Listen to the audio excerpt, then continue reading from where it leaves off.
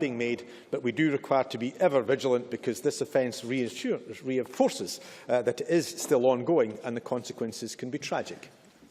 Thank you. That ends topical questions. The next item of business is a debate on motion number 8707 in the name of Alex Salmond on Scotland's future. Members who wish to take part in the debate should press the request to speak button now, and I call on Alex Salmond to speak to move the motion. First Minister, you have 14 minutes. Presiding Officer, can I wish everyone in the Chamber a very happy New Year, particularly to yourself, Presiding Officer, and we look forward to the debates and the excitement to come in 2014. It does give me great pleasure to move this motion. It's a motion about Scotland's future, and therefore the future of Scotland's children is essential to that concept. Last year, the Chamber will know that the Child Poverty Action Group estimated that, as a direct result of Westminster welfare cuts, in Scotland by 2020, up to 100,000 more children could be living in poverty. It's a very important statistic, it's a very memorable statistic. It's one which would reverse the very substantial progress that's been made in relative child poverty in Scotland over the years since devolution, when the number of children, the percentage of children in families with child poverty was reduced from 27% to the latest figure of 15%. If 100,000 more children move into poverty as a result of welfare cuts, that will reverse much of the progress, the greater part of the progress that has been made over that period since this Parliament was established. So I would say that 100,000 children, it's impossible to hear and appreciate that figure without feeling a profound sense of shock. It's certainly a figure that's impossible to forget. Yet the Scottish Secretary, Alistair Carmichael, didn't even recognise that number when Nicola Sturgeon challenged him about 6 weeks ago in a very memorable debate. And even more remarkably, the Scottish Secretary didn't even remember it when he appeared in front of this Parliament's Health and Sports Committee a few weeks later. An extraordinary thing. I mean, Alistair Carmichael has been quoted in the press this weekend saying he may withdraw from politics after the next election. Perhaps we should assume he's already withdrawing from the consequences of his government's policies as they affect people in Scotland. The Scottish Government's fiscal DEL budget will reduce by around 11% in real terms between 2010-11 and the end of this spending review period in 2015-16. These cuts amount to more than £3,000 million annually. Yet last month, the UK Government announced that Scotland would receive more than £300 million over 2 years, as though we were the lucky beneficiaries of this spending decision and munificence. Yes, I give it. Has total government spend ever been higher? Well, the figure I gave Gavin Brown refers to the real impact. That's after allowing for inflation, which I'm sure Gavin Brown understands, since inflation affecting families has been rising steadily under this government. And that amounts to a real spending cut of £3,000 million a year in the Scottish budget. And yet the £300 million over 2 years, consequentials, was announced as if we were the lucky beneficiaries of munificence from Westminster. That increase represents 1/20th of the budget reduction. And yes, Mr Brown, that's in real terms, not in nominal terms. And even within that funding increase, a quarter is restricted to loans and equity investment. Not only must that be repaid in future years to the Treasury, but of course is limited to the private sector and can't be used to fund public sector spending decisions. Now, a number of these consequentials, the greater part actually, came from the UK Government's Help for Business scheme.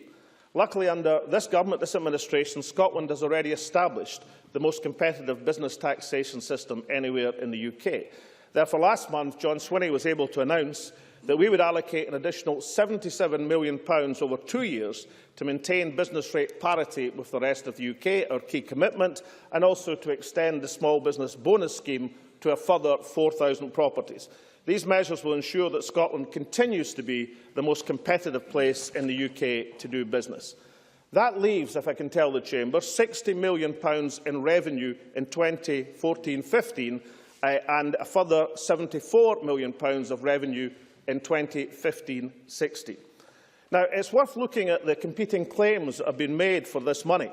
On the 6th of December, Danny Alexander, the Chief Secretary to the Treasury, asked for it to be used to fund free school meals, expanded childcare and the dualling of the A9. Now, you might expect the Chief Secretary to the Treasury to realise that tens of millions of pounds of resource spending could not actually finance a £3 billion capital project. But then, of course, you might expect him also to understand that £300 million of new money over 2 years is dwarfed by a £3 billion cut in every single year. And Ruth Davison, of course, called in February last year for a commitment to free nursery places to all 2-year-olds, starting with the most disadvantaged families. I don't know how this combines with the parallel commitment to lose billions of pounds in revenue by a cut in income tax, or, for that matter, the speech of a £25 billion further cut in public sources from the Chancellor yesterday. The Labour Party have asked, and indeed asked again in the amendment today, for an immediate expansion of childcare to 50% for 2-year-olds, costing £100 million each year, which is greater than the resource available in either year. Remember, £60 million in revenue and £74 million in revenue. And from the amendment, although they recognise the value of school meals, and I take that phrase as meaning although they recognise the value of school meals, they don't actually support the extension of free school meals. I take that phrase, and no doubt Joanne Lamont will confirm it in her speech, as meaning that none of the consequentials should be spent in extending the school meals programme.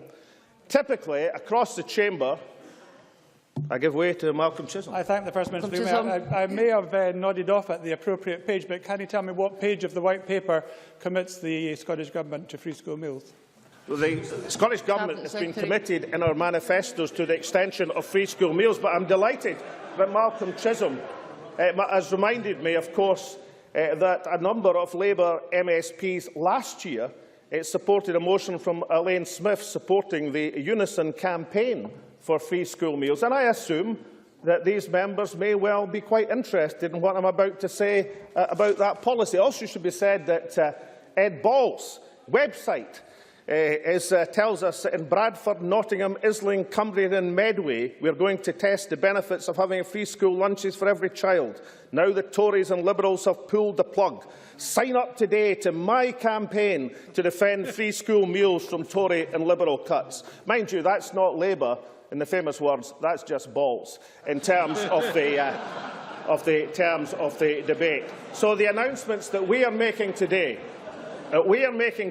unlike the other parties in this chamber, who until they tell us how they're going to fund the arguments they make, are going to be incredible in budgetary terms. The announcements that we make today will have the greatest possible effect given the resources available to us. Now, under this government, Scotland has made free meals available in every primary school to families which receive child and working tax credits, a step which hasn't been taken in England and Wales and which has contributed to 10,000 more pupils registering for free school meals. Now I'm delighted to tell this chamber we can go further. I can announce today that after discussions with our partners in local government, we will fund free school meals for all school children in primaries 1 to primary 3 from next January.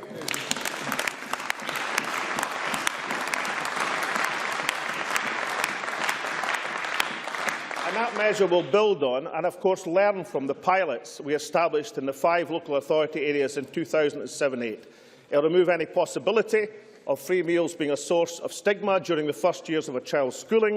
It will improve health and well-being, and it will be worth, crucially, £330 a year for each child to families across the country. Now, that measure has been supported by a powerful alliance of campaigners against child poverty, including Child Poverty Action Group Scotland, Children Scotland, One Parent Families Scotland, the Church of Scotland and the Trade Unions Educational Institute of Scotland and, of course, Unison.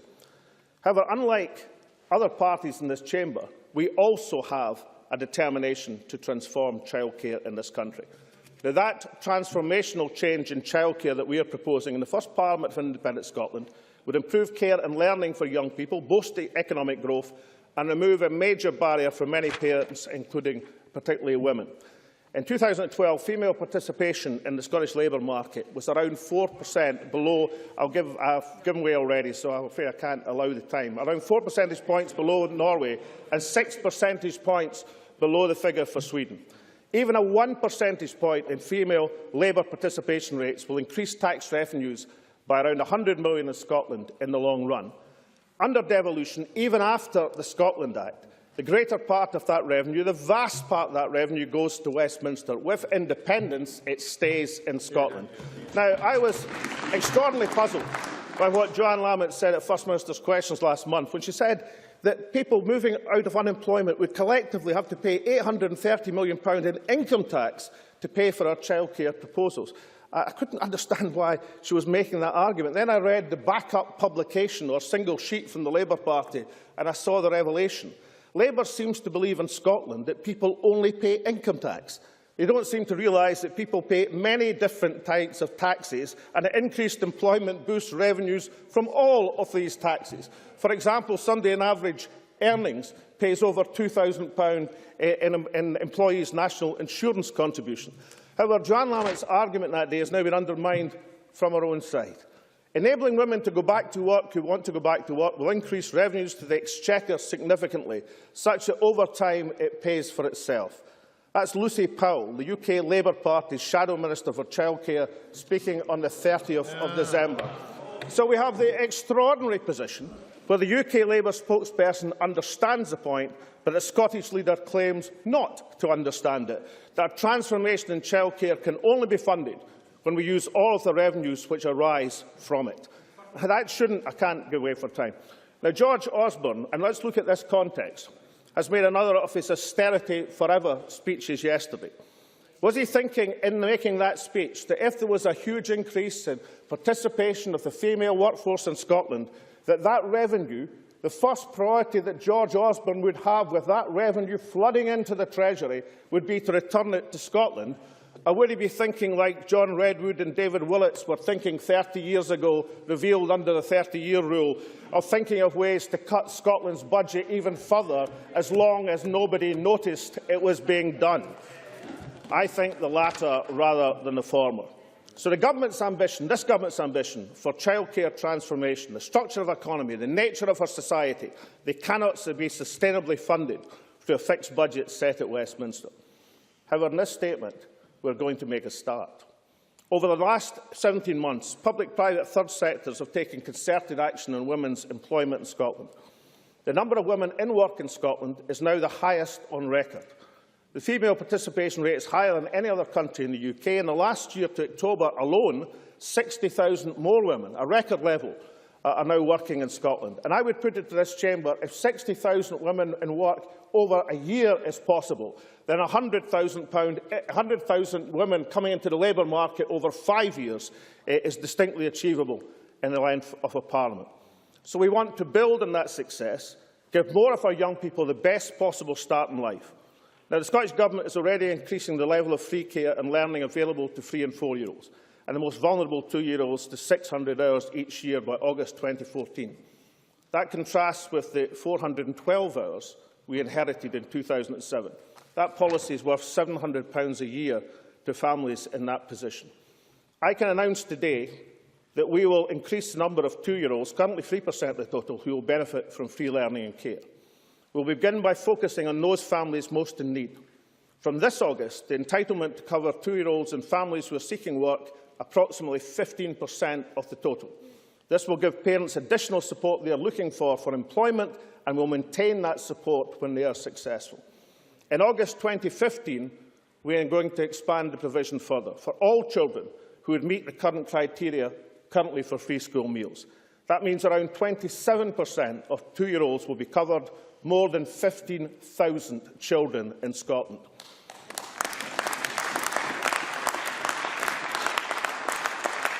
Now, the Liberal amendment today expresses concern the Scottish Government is not matching the UK action on childcare. In fact, and I know this will be of great interest to Mr Rennie in this new year, the overall level of free learning and care by August 2015 for 2-, 3- and 4-year-olds will exceed that what has been promised elsewhere in the UK. And I say promised because, as we know from recent revelations by the UK Government, that almost a third of the childcare promise in England is not being delivered due to lack of preparation and lack of capacity. I can assure Mr Rennie in Scotland we will be preparing and we shall deliver these commitments to the expansion of childcare. In conclusion, Presiding Officer, these are important and immediate announcements, but they fall short, I readily admit, of the transformation that's required in Scottish society. We need to create a tax, welfare and childcare system that doesn't plunge children into poverty, as the UK Government is doing, that puts us on a par with the best childcare systems in the world. And that is why the future of Scotland's children is the future of Scotland, and why Scotland's future is an independent one.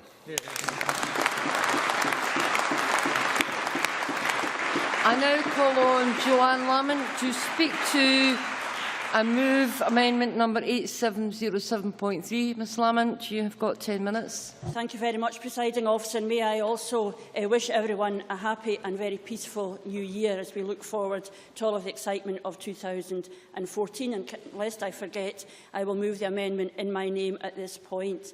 The First Minister talks about the importance of Scotland's future.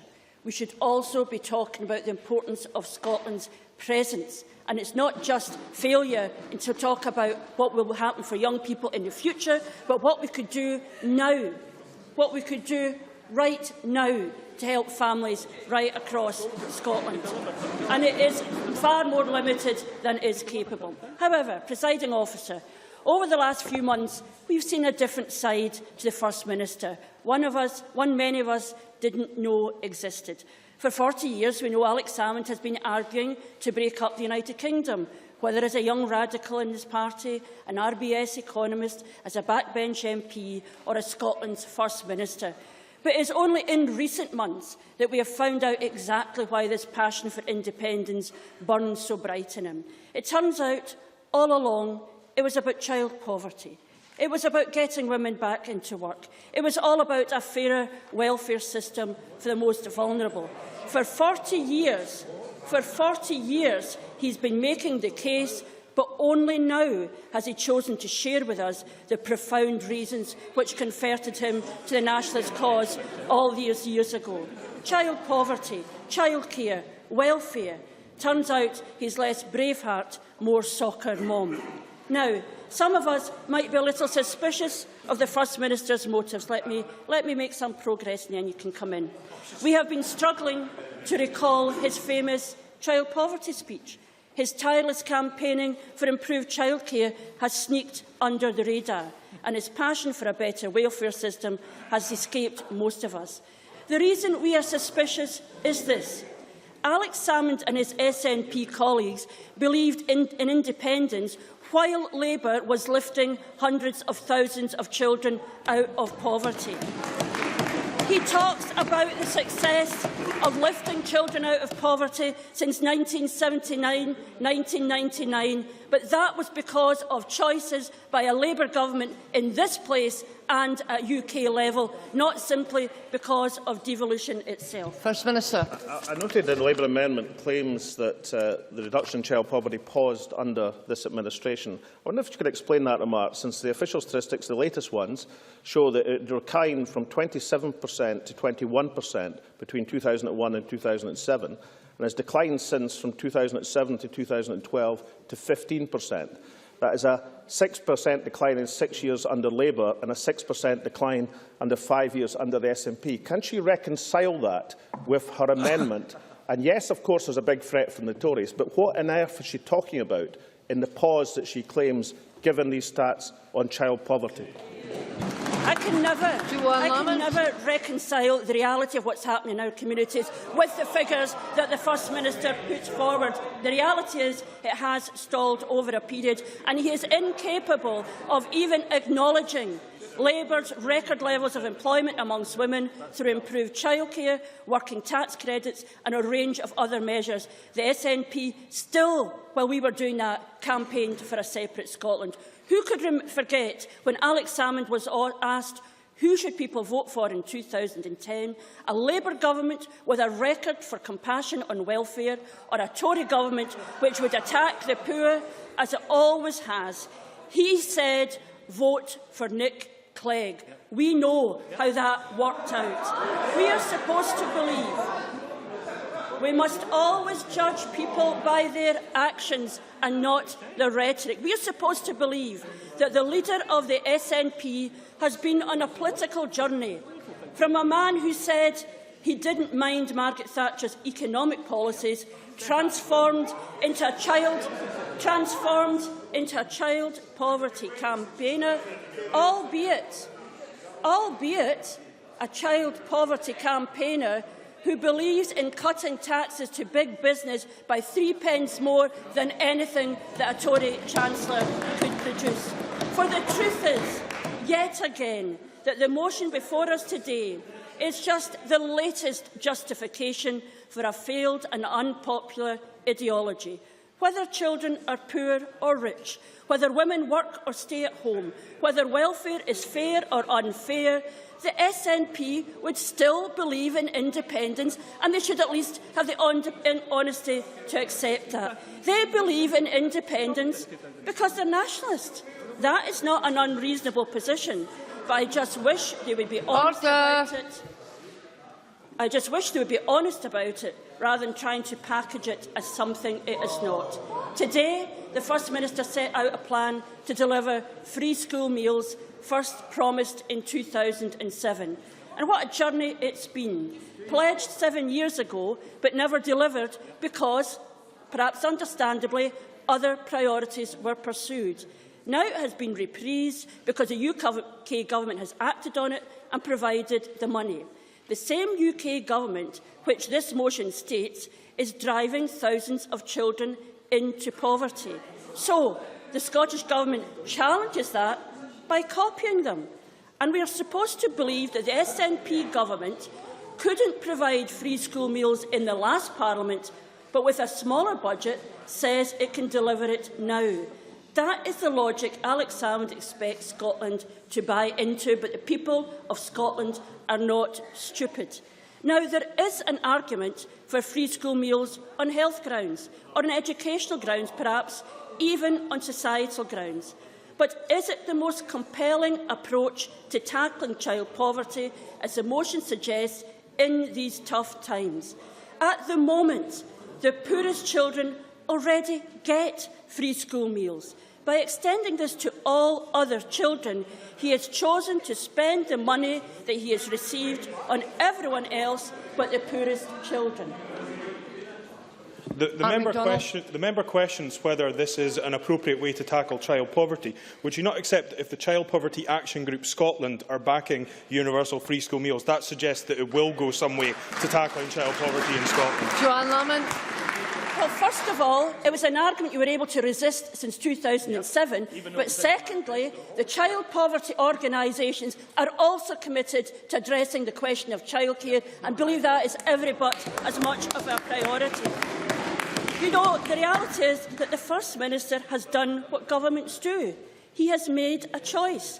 And on one level, it's an unenviable choice because it's a choice between good things. I would love to have a debate on this about the pluses and minuses of spending money on free school meals as against childcare. But in here, we're not allowed to have that debate. All of a sudden, the test of your commitment on child poverty was in free school meals. I would argue that, in fact, it's a much richer and more substantial debate than that. He could have chosen to reinvest some of the £1 billion he has cut out of anti-poverty measures, which provided free breakfast for some of the poorest children in our communities. That would have been a good thing. He could have chosen to invest in childcare and the early years to give these young people a better start. That is also a good thing. Instead, he chooses school meals. That is a good thing too, but is at the expense of other choices he could have made. He should at least have the bravery to be honest about that decision and make an argument for it against other options. Again, instead of doing that, he hides behind the referendum. When asked about the White Paper, Alex Salmond said the thing he was most proud of, remember then? The thing he was most proud of was his commitment to childcare. Well, he had an opportunity to show his newfound commitment. Sit down. He made sure his newfound commitment to childcare was more than a referendum ploy. Order. Order. Order. What a shame. bless him. What he had was an opportunity to show his newfound commitment to childcare was more than a referendum ploy and start delivering for working families and children now. Instead, he says, I can't deliver childcare until after independence, when he could have made that start now. Order. I have to be honest, both as a mother, as someone who taught with some of the poorest children in our communities for 20 years, school meals would not be my priority in addressing child poverty. We have said, as the First Minister said before holidays, that we would make our priority the 10,000 vulnerable children who would benefit from better childcare. 6 weeks ago, it was the First Minister's priority, and for all the noise from his front bench, it is not his priority now. Rather than help families now, he chooses to make a false offer for a referendum when he has the power to do so now. He makes them wait. So he can engineer a false argument for changing the Constitution. We know this government will stop at nothing to achieve a yes vote. It appears they are so desperate they would even vote against achieving what they claim is the flagship policy of childcare. The truth is that they only have one policy: independence, for better or worse. Everything else is a means to an end. I listened to the speech, and what that speech said was this: although I tell you childcare is my priority, it is not enough of a priority for me to find the resources right now to make that happen. Families juggling with jobs and childcare deserve better from a government which cynically decides they've got the money, they won't spend it on the things that they themselves were their priority. Support the amendment in my name. I now call on Ruth Davidson to speak to a move amendment number 8707.1. Ms Davidson, you've got 6 minutes. Thank you, Presiding Officer. May I add my New Year's wishes to the whole Chamber. When I saw the motion for today's debate, I was immediately transported to the heady days of April 2007, when Alex Salmond was still in self-imposed exile at Westminster, having tried the Scottish Parliament but found a return to the green benches in London impossible to resist. When Wales enacted a smoking ban, Kent had an earthquake and BBC Scotland still lived at Queen Margaret Drive. It was a time when the First Minister's favourite celebrity dieter, Beyoncé, topped the charts with a song called Beautiful Liar. This was the backdrop for the launch of the SNP's 2007 manifesto. It was a manifesto that was brimming with ideas for the young people of this country. Ideas on class sizes, ideas on PE provision, school-college partnerships, a promise to pay off student debt, and crucially, a pledge to develop Scandinavian-style childcare, the first stage of which would be free provision of 600 hours. Also in there, a promise of free school meals for P1 to 3, starting with a pilot being rolled out to 40,000 youngsters across the country. Nearly 7 years in government, and let's look at the record. Class sizes going up, not down. PE promises broken. School-college partnerships still in the in-tray, while the student debt write-off has landed firmly in the bin. And what about those policies we've heard reheated today? On free school meals, the pilot happened, and our then Education Secretary Fiona Hislop declared, the pilot was a success with pupils, parents and schools, and I have therefore introduced an order to the Scottish Parliament which will allow all local authorities to provide free school meals for P1 to P3 pupils. Well, that was back in 2008, and somehow no rollout of that policy. Mike Russell made sure that it was quietly dropped when it came to the manifesto of 2011. A cynic might say that the SNP, I want to make some progress, having promised the earth and failed to deliver for years, has only now rediscovered its commitment to free school meals because the coalition government is delivering it. So today we have a Westminster policy delivered with Westminster money and the SNP playing catch-up but trying to claim the credit. Order! Well, order! Now he's on his feet. Perhaps he can tell me, while the the Scottish Government gets consequentials for free school meals from April, so why is he only introducing it from January?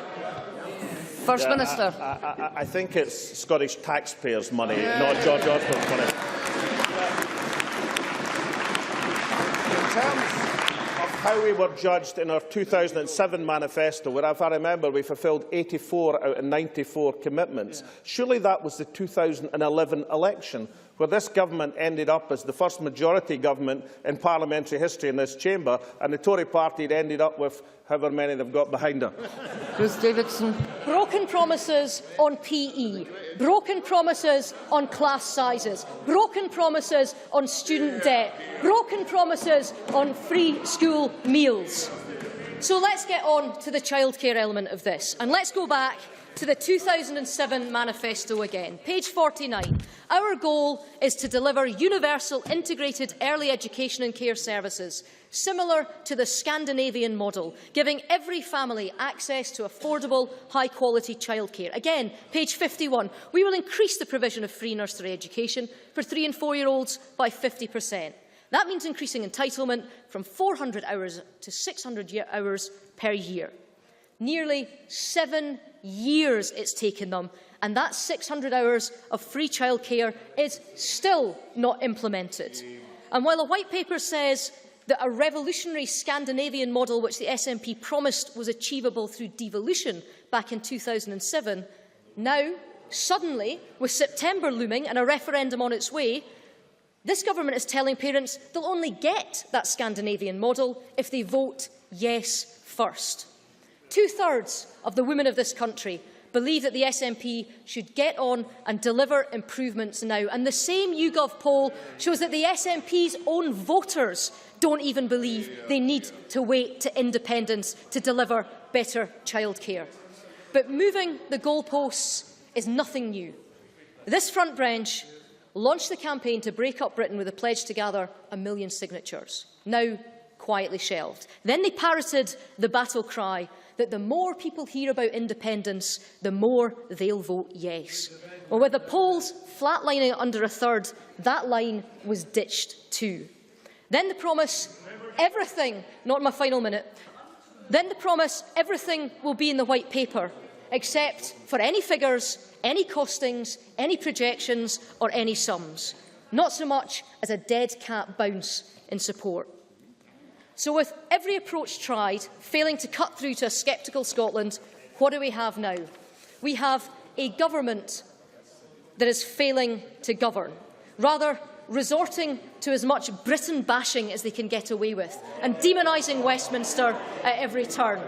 They're using government time and taxpayers' money to do it, telling voters that they have to back independence for policies that they know can be implemented now.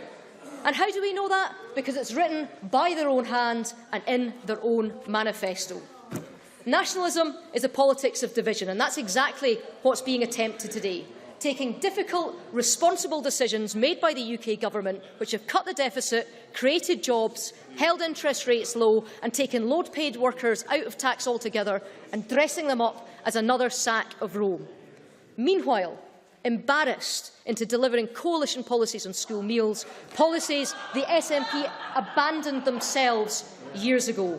And finally, placing front and centre a pledge to revolutionise childcare, something which this government could have done in any one of the nearly 7 years it's been in power, but has chosen not to because separation is more important to them than Scotland's working parents. Their independence offer is a pig in a poke, and the Scottish public will not be fooled. I move the amendment in my name. I now call on Will Rennie to speak to and move amendment number 8707.2. Mr Rennie, you've got 6 minutes. I move the amendment in my name. I have to say the speech that I had prepared... Mr Rennie, please. The speech that I had prepared today has slightly been overtaken by events.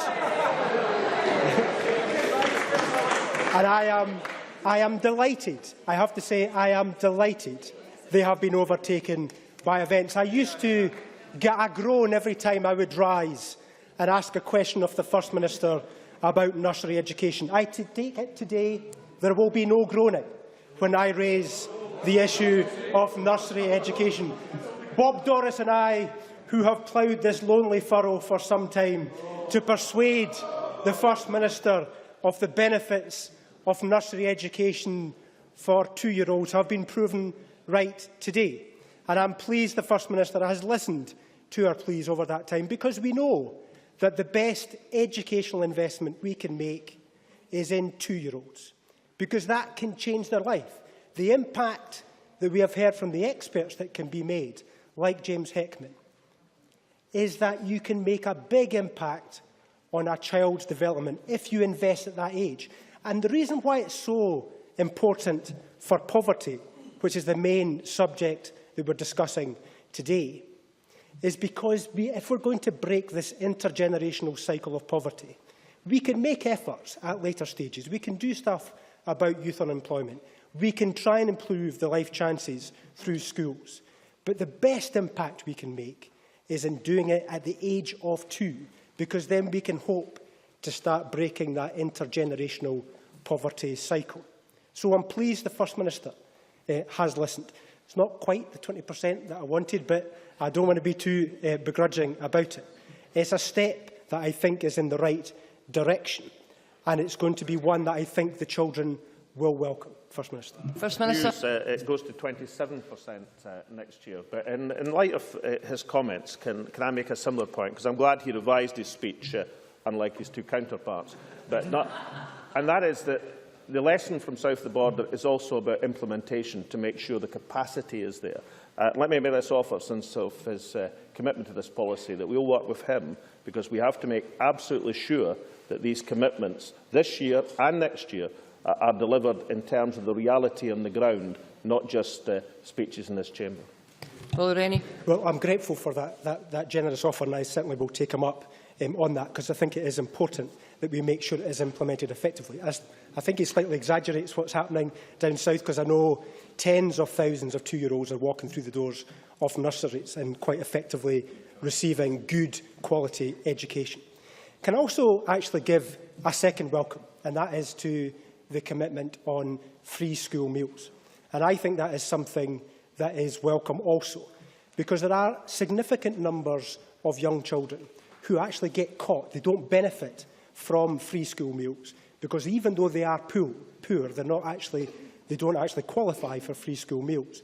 So actually having this rounded policy that expands it to all young children, so they get a good meal in their stomach every single day they're at school, I think is a welcome development, and will also, despite what some of the critics say, will actually help to change the life chances of young children. If we can actually make sure they're properly fed when they're at school, then I think that will make a significant difference. Yes, to the very generous Bob Doris. No, I'm afraid it's not in childcare, it's on free school meals, and I'm glad that the member welcomes that. Would you agree with me that universal free school meals is vitally important to remove the stigma of access to free school meals and mean testing also? Yeah, I do think that's important. I don't think it's the most important issue. I think making sure that during difficult times we're putting money back in families' pockets, I think is probably the priority, and making sure that kids have got a good meal at school is an issue too. But I think none of this stuff, I have to say, would be happening if Nick Clegg hadn't taken the step last autumn, because the Scottish Government weren't moving very fast on free school meals up until that point. But since I'm trying to be generous today, I don't want to labour that point. But what is actually at the centre of this proves that this Parliament can deliver on poverty. This proves that devolution can work. And that was not the script from the SNP in recent weeks, and it certainly wasn't the script post the White Paper. They said none of this would be possible without independence. But today's announcements have shown that we can actually deliver things that can change people's lives, that can change poverty, can tackle poverty, using the powers that this Parliament has got. And I hope that the SNP don't try to use the barrier of independence again in the future on significant policies like this in order to try and win votes for the referendum, because I think that would be a retrograde step if they were to do so. So I welcome the announcement today. I think it's a step in the right direction. I will be pressing the First Minister to go further. I know he wants to go further, and I think it's important to go further. But it's a welcome step on free school meals and on nursery education. I think children across the country today will be welcoming this step. When they look back in 20 years' time, they will be glad that they had the chance of nursery education at an early stage, because it might just change their life chances. It might remove them from poverty, and it might make Scotland a better place. Thank you. George Adam, followed by Neil Bibby. Thank you, Presiding Officer. The first debate we have this year, and this historic year, is our first debate about Scotland's future and the two futures that we possibly have. You can't debate. When you're talking about a future, you have to talk about our children and young people in order to say what we do. They are our future. They make the difference. They are what we do everything in our country in order to make it better for them. And that choice of two futures, the SNP are doing that within the limited powers of devolution, but we're doing some of that within that. But to go further, to make that big difference, to make that big leap, to change their life entirely, we have to have independence. The UK status quo, in my opinion, has the originality and relevance of the ageing rock band of the same name. They keep playing the same 12-bar blues, and the tune never changes, and the words just change slightly, but nothing really changes within the UK. And talking about ageing rockers, I was going to actually mention two of the opposition leaders at this stage. And 2007, if I'd like to say to the Conservative leader, there was a minority government initially, and then after 2007 there was the Tory government, which absolutely devastated and cut the budget of this Parliament. So things changed dramatically over that period. But it's funny, I know you look confused, but it's a normal look, Ms Davison. The opposition parties, they also say, the Labour Party say, we'll stop at nothing. We'll stop at nothing to get what we want. And that's true. We will stop at nothing. We'll stop at nothing to build a better future for the young people of Scotland, to give them hope and the vision that they can actually be everything they can be. That's what we'll stop at nothing to ensure that we'll do. And an independent Scotland gives us the opportunity to create that and build the type of dynamic country we want. The Scottish Government's childcare plans will benefit 240,000 children with a yes vote. A no vote from Westminster will be welfare cuts and push 100,000 children into poverty. That's the dividend of the Union. That's what the Union offers the young people of Scotland. That's not yes, quite gladly. Then we recognise, in the same way as the Joseph Rowntree Foundation recognises, that we are currently experiencing the lowest level of children living in poverty since the mid-1980s. In fact, 1.1 million children fewer are in poverty. That's several years after the coalition government came to power. George Adam. This is part of the problem with this debate. The Tory leader is actually talking about facts and figures, and we're talking about young people's lives and young people's future. You're playing politics.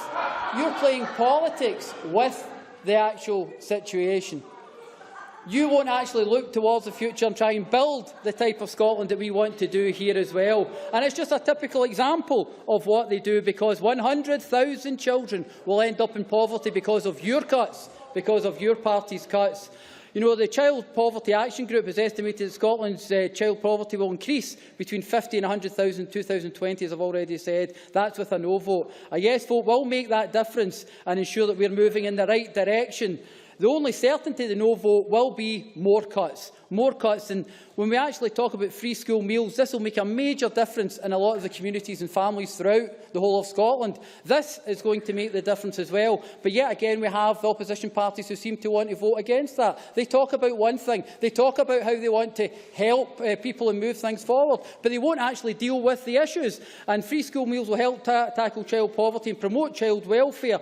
The families, why would they play politics with this as well, like they do with everything else? This isn't some student debate in a university debating society. This is real people's and real lives. And when you talk about the Labour Party and their idea of reality, the reality, as I keep saying, is like an alternate universe. They don't seem to live in the real world. They just constantly want to talk about the negativities and not want to work with us to build. Their current spending commitments they've offered to spend and purchase just about everything from Garrow in Renfrewshire to bring in childcare now, which we've done, and ask us to do furthermore. But they don't actually look at the cost. cuts. They don't actually look at how they would balance the books. And that's the thing that's the problem here. There's no point in being opposition for opposition's sake. You have to actually stand there and do something and take up the responsibility. And this Scottish Government has done that through the limited powers of devolution. And we've actually moved away from the Labour Party's fantasy politics, where they constantly talk about how they're going to be able to do everything, but they never give us a costing. They never show us how they would actually pay for any of these situations. You know, I was sitting listening to the radio. Monday morning was the first morning that we all... Yes, quite gladly. Joanne Lamont. We made the simple point that you could use the consequentials to deliver your commitment on childcare now. What's wrong with that? George Adam. Your commitment. If you look at the numbers, we actually need to have independence to move that forward. In order to move forward, you have to have the vision. If you do it now, what would you cut? Presiding officer, what would the other opposition parties actually cut? What would they change that would be different? They seem to be offering everything and actually giving us the value of absolutely nothing. That's the problem with the Labour Party as well. So one of the things I was saying when Monday morning came around and I was listening to the radio, first thing in GMS was I turned round to my wife and said to her, Stacey, I didn't say I love you. I actually said, Stacey, why would anyone vote no? Why in this historic year would anyone possibly vote no? Now, I'm not saying the romance is out of our marriage. It's just that the two of us are very politically committed. And we need to be ambitious about our future. We need to enable that people get the type of life that they want. Give us the powers and we can debate Scotland's future and make a difference. As you draw to a close, please. Why would we tinker? I'll just close with one point here. Nelson Mandela actually said there can be no keener revelation of a society's soul than the way in which it treats its children. That's good enough for Nelson Mandela and that's good enough for Scotland's future. Many thanks. Now call on Neil Bibby to be followed by Christina McKelvey. 6 minutes, please. Thank you, Presiding Officer. The First Minister has announced more childcare using the devolved powers and devolved resources he has to pledge 15% and then 27% of 2-year-olds' childcare. He has proved that you do not need independence to improve childcare. The obvious question, therefore, is why hasn't he pledged to commit to 50% of 2-year-olds' childcare, if childcare is the big priority for the First Minister? I think thousands of families across Scotland will be confused and perplexed by the SNP's motion today and confused about just what Alex Salmond's priorities really are. It's as if the White Paper pledges and the childcare pledges didn't happen, Presiding Officer. Just 6 weeks ago, Alex Salmond and Nicola Sturgeon launched the SNP's White Paper for separation. Childcare was the big idea and the #1 priority. Yet today, just 6 weeks later, and £300 million of Barnett consequentials later, it's decided that help for business and free school meals is more of a priority than childcare. He accepted he can act on childcare, but he is not going far enough. I said before, when calling for the Scottish Government to spend more money on childcare, that politics is about priorities. There are always lots of good policies money can be spent on. And when I said that, it seemed we were in agreement that childcare was a priority because of the importance of the early years, because of the economic benefits that childcare brings to help people back into work. But what is clear today is that childcare is no longer Alex Salmond's top priority. The Scottish Government are now opposing their own policy that they could deliver now from their White Paper pledge 6 weeks ago. 6 weeks ago, the Scottish Government promised, as the first stage of the White Paper plans, 50% of 2-year-olds' childcare in the first year of an independent Scotland. Not 15%, not 27%, but 50%. I've lodged amendments to the Children and Young People Bill, which would do exactly that. Not in 2016, but do it now. And I expect the First Minister will support my amendments to the Children and Young People Bill. I would welcome if the First Minister can confirm that. Alex Salmond. Let's see if we do it as simply as possible. It costs £100 million a year to deliver that commitment. We have available in resource consequentials £60 million this year and £74 million next year. Can he tell me how he can get 60 into 100 and what he would cut apart from the free school meal policy, which we now know Labour would cut first? Neil Bibby. There's no need to cut anything. You were given £300 million in Barnett consequentials, so you've got money to spend. Extending childcare now to 50% of 2-year-olds, not 15% of 2-year-olds, paid out of Barnett consequentials of £300 million they'll receive over the next 2 years. That is what we called for when it was first announced, and that is what we are calling for again this afternoon in Joanne Lamont's amendment. The question will be put at decision time. Are the SNP going to vote against the first stage of their own childcare policy of 6 weeks ago? Now, I know the SNP don't like the Labour Party much, so I'm never optimistic about receiving their support, but voting against their own childcare policy will surely just show how determined the First Minister is to put his referendum before families' support with childcare. The reality is the Scottish Government and Scottish Parliament have the powers and the resources to increase childcare now. The one thing they don't have is excuses. Parents have been let down badly by the SNP's inaction time and time again over the past 6.5 years.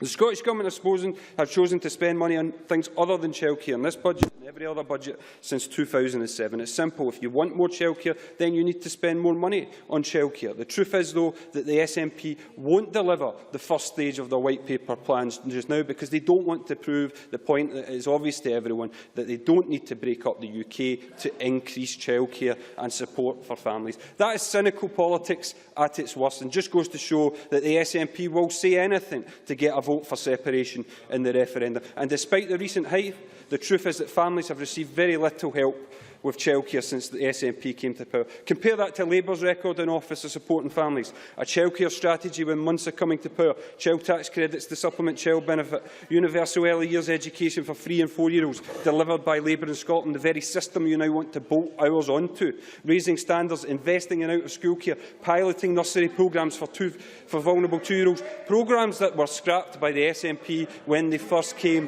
into power. And in May last year, it was Labour who used a debate in this chamber, reached across the chamber to call for a cross-party childcare commission to look at ways of improving childcare using existing powers, an idea that was supported by all parties but rejected by the SNP. Presiding Officer, I have constituents in the west of Scotland who have 2 children, one aged 2, the other aged 1. Dad works full-time, the mum can't work during the week because of the cost of childcare. Your plans to, on 2-year-olds are needed now. This is just one of the many families that have been let down since 2007 and continue to be let down today. During a cost-of-living crisis, we should be doing everything possible with the resources we have to save families money and help where possible to get people back to work. And that is why investment in childcare should be a priority. But by rejecting our amendment, the SNP are costing. There's 30,000 2-year-olds 60,000 2-year-olds in Scotland, and by rejecting our amendment, they will be costing over 15,000 families £2,000 a year in childcare. And one other thing I would say, only because and one other thing I would say to the First Minister is the family I mentioned earlier aren't voting to separate from the rest of the UK because they simply don't believe you are serious about improving childcare. No wonder 64% of parents believe Alex Salmond should get on with implementing childcare now, and only 22% agree with him that the referendum should be put before families. Presiding Officer, affordable, quality and flexible childcare has always been a priority for Labour. It seems it was the SNP's priority for all of 6 weeks. 6 years of inaction, 6 weeks of hype. It's time the SNP government stopped putting the referendum before Scottish families. I now call on Christina McKelvey to be followed by Malcolm Chisholm. Thank you very much, Presiding Officer. Presiding Officer, this Scottish Government recognises that Scotland's future ultimately lies in the children of today and the future generations still to come. It isn't rocket science, yet I sometimes have the sense that some of my colleagues on the benches opposite don't quite believe the truth of that statement. Our independence is not some kind of end in itself. It is an opening of a door to a better future for forthcoming generations. And although I'd like to thank Willie Rennie for a very thoughtful speech, I would say independence, Mr Rennie, is not a barrier, it's a gateway. And as we take the journey towards that gateway, to that referendum, we are presenting to Scotland's voters the choice of realities, of concrete realities of an independent Scotland, a choice of 2 futures. We have learned from experiences of being subjected to laws we didn't support by governments we didn't elect. And I'd like to just remind Joanne Lamont, who was it that actually employed Lord Freud to bring about his welfare reforms? The new Scotland will be accountable to the people who elect its government, whatever its colour or political persuasion. It will need to make policies that do something Westminster can never do: create the policies that respond to the needs of the people of Scotland. It's not rocket science. This Scottish Government operates on that premise already, inasmuch as it can within the current constraints of budgets and decision-making. Really good provision of early learning and childcare is a hallmark of some of the most advanced and successful countries today. The announcements today on childcare and on school meals take us ever closer to that dream of the commonweal. Not only does it benefit the children itself, it also provides a key support to participation in the labour market, particularly for the women. Denmark has excellent childcare provision, and 79% of mothers with children under 6 are working, whereas in the UK the comparable figure is around 59%. Of mothers citing childcare as a barrier to working full-time, over 70% say it's because of the costs. Small wonder, as the Deputy First Minister recently noted, parents in Scotland spend around 27% of household income on childcare, compared to the OECD average of 12%.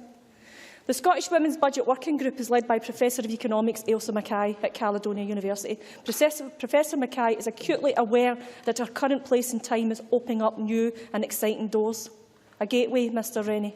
The group has grasped, and relationships have been between economic growth and equality of opportunity, and its submissions have made a real impact on the budget planning and policy. Professor Mackay knows there is significant inequality in Scotland in spite of the efforts we've already made.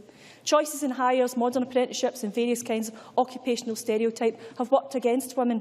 In the same way, welfare changes like the bedroom tax work disproportionately against women because they are, more than men, the ones who are likely to make use of public services of every kind. Gendered occupational segregation continues, as we know, and it's long past the time that we bust that myth. Very few occupations need to be gender-specific, and our changes to childcare will allow more women to recognise and fulfil their own ambitions. That, in turn, means they will contribute more to the overall Scottish economy and help create new jobs in the process. Cuts in welfare benefits impact disproportionately on women. Why? Because tradition dictates that they tend to be the carers, whether for elderly parents, children, including those with special needs, or a spouse who needs 24-hour care. Of course, men take up these challenging roles as well, but not so frequently as women.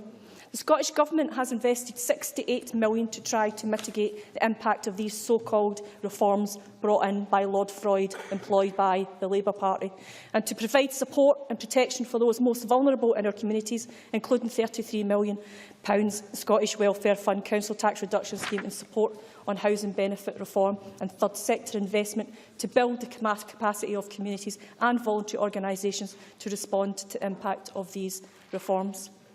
Presiding Officer, there is a great deal more to be done. In an independent Scotland, we can do it. Under Westminster rule, we cannot. It is as simple as that. If we want to see a gender-friendly, balanced economy that encourages everyone's talents outside fixed stereotypes, then we must vote yes. And let me make a wee comment on universalism. I believe that Joanne Lamont actually does believe and support universalism. Universal Tory rule at Westminster, universal austerity, and in a future Labour government, as detailed by their shadow cabinet, universal welfare reform. But maybe that's only an excuse to get Tory votes. And if we want to see a fundamental fairness underlying everything we do, not only economically, but socially and in education and in career structures, then this is our chance to change these assumptions that have governed us for so long. So let us be that shining light towards a new enlightenment. Let us show the world that Scotland can and will again lead the way of the commonweal. Thank you. Thank you. I call on Malcolm Chisholm to be followed by Gordon MacDonald. Officer, I'm genuinely puzzled by the Scottish Government's approach to free school meals, as I indicated in my intervention to the First Minister, because progress on this since 2007 has been more than glacial. And if we look to the future, the 600 pages of the White Paper contain not one mention of free school meals, although everything else is promised in an independent Scotland. So our view is that it's a valuable policy, but not the top priority. And maybe that was the SNP's position until today. But it seems that the Scottish Government today doesn't want to be outdone by the UK Government. I better give way to the First Minister, since he made a reference. I was puzzled by the reference when he first made it. It's on page 159 of the White Paper, the mention that he's looking for on free school meals. I'll check. I checked that afterwards. I did actually get past 159 over Christmas, but I obviously missed that. So I apologise to the First Minister.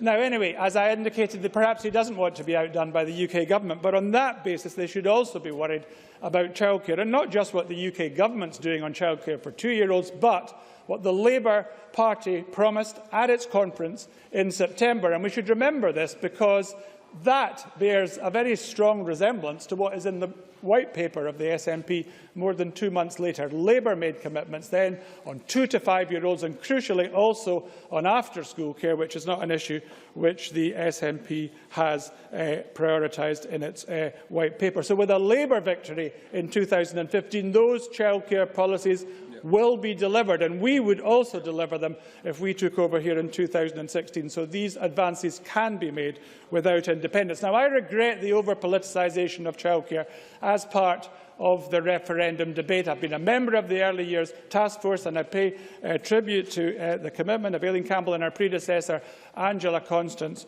to the early years in childcare, and indeed to Harry Burns, the best Chief Medical Officer Scotland has ever had. But that task force, to be honest, has been beset by 2 problems. One is there has never been the prioritisation of resources to enable the early years to really get to the top of the political agenda. And secondly, childcare for 2-year-olds has been a particular problem. Now, I welcome what has been announced today. Clearly, the very heavy pressure we've put on for a matter of weeks has had some effect. That's the way politics works. I don't complain about that. If we hadn't pushed on 2-year-olds, we wouldn't have had the announcement today. I welcome it.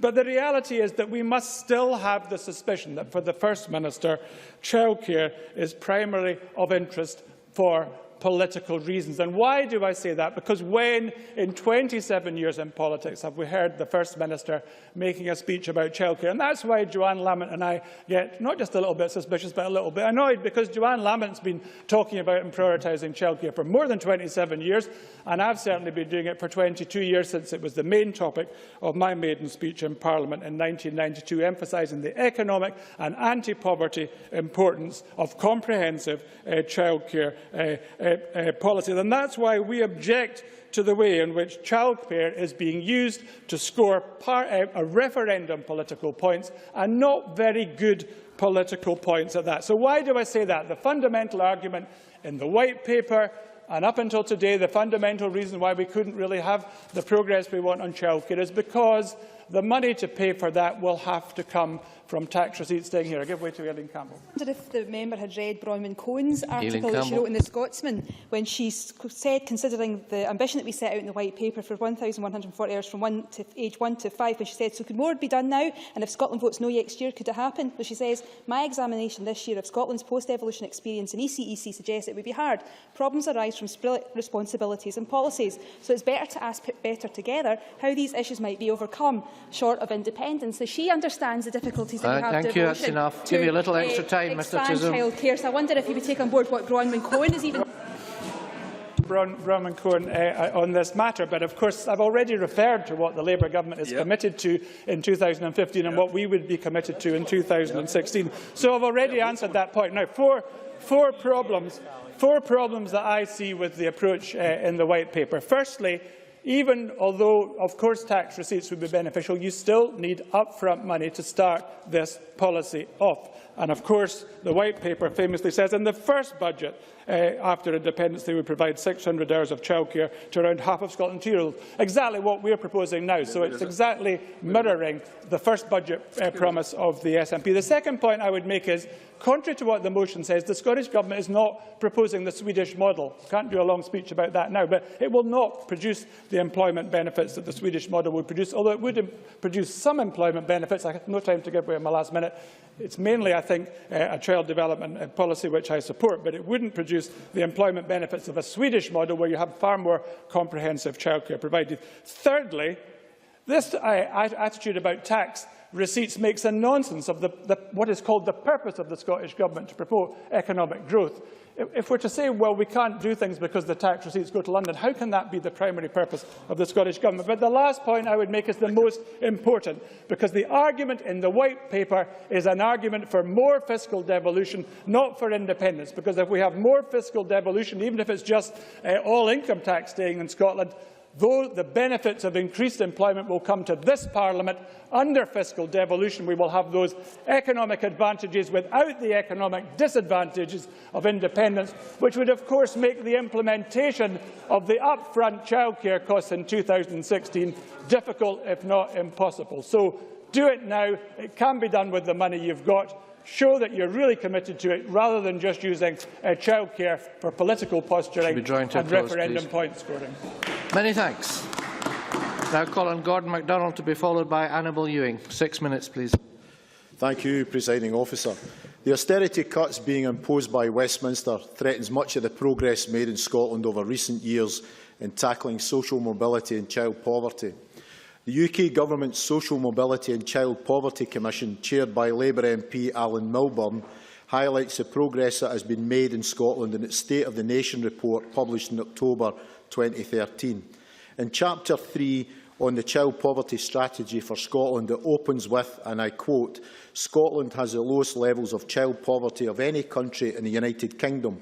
It continues, "This is a significant achievement. Child poverty in Scotland has halved in the last 15 years. Progress in Scotland has been more rapid than in any other area of the UK. It highlights that against the measures contained in the Child Poverty 2010 Act, child poverty has fallen over the past 5 years. Relative child poverty in Scotland has decreased from 21% in 2006-07 to 15% in 2011-12, and absolute child poverty has decreased from 21% in 2006-07 to 16% in 2011-12. The report concludes by stating the Commission welcomes much of Scotland's approach to child poverty, and especially the emphasis on early years. No thanks. Despite the UK Parliament's Commission highlighting that we identify several areas where other countries in the United Kingdom could learn from Scotland's experience, we find that George Osborne is planning to continue the austerity measures by further imposing cuts of £25 billion across the UK, of which £12 billion relate to welfare. Scotland's share of this welfare cut will be in the region of £1 billion, hitting the poorest in our society, many of them hard-working families on low wages. The Child Poverty Action Group has estimated that Scotland's child poverty rate will increase by up to 100,000 by 2020 as a result of the UK Government's tax and benefit policies. As the Fiscal Commission Working Group's report on Scotland's macroeconomic framework acknowledges, under the current constitutional arrangements, however, this is an area of responsibility where the opportunities for the Scottish Parliament and Government to adopt a different approach are particularly limited. The Scottish Government has no power to mitigate these changes, and left unchallenged will undo most of the progress made in recent years to reduce child poverty. Since the SNP came to power, we have increased free nursery provision by 20%, and the commitment to a minimum of 600 hours contained in the Children and Young People's Bill will increase free nursery provision by 45% compared to 2007, ensuring that children will have the best start in life and more likely to reach their potential at school. The Scottish Government's spending on school meals has increased by 51% since Labour and the Lib Dems were in power, with thousands more pupils registered for free school meals. These measures, along with freezing the council tax and introducing free prescriptions, have reduced the pressure on household budgets, helping to tackle child poverty.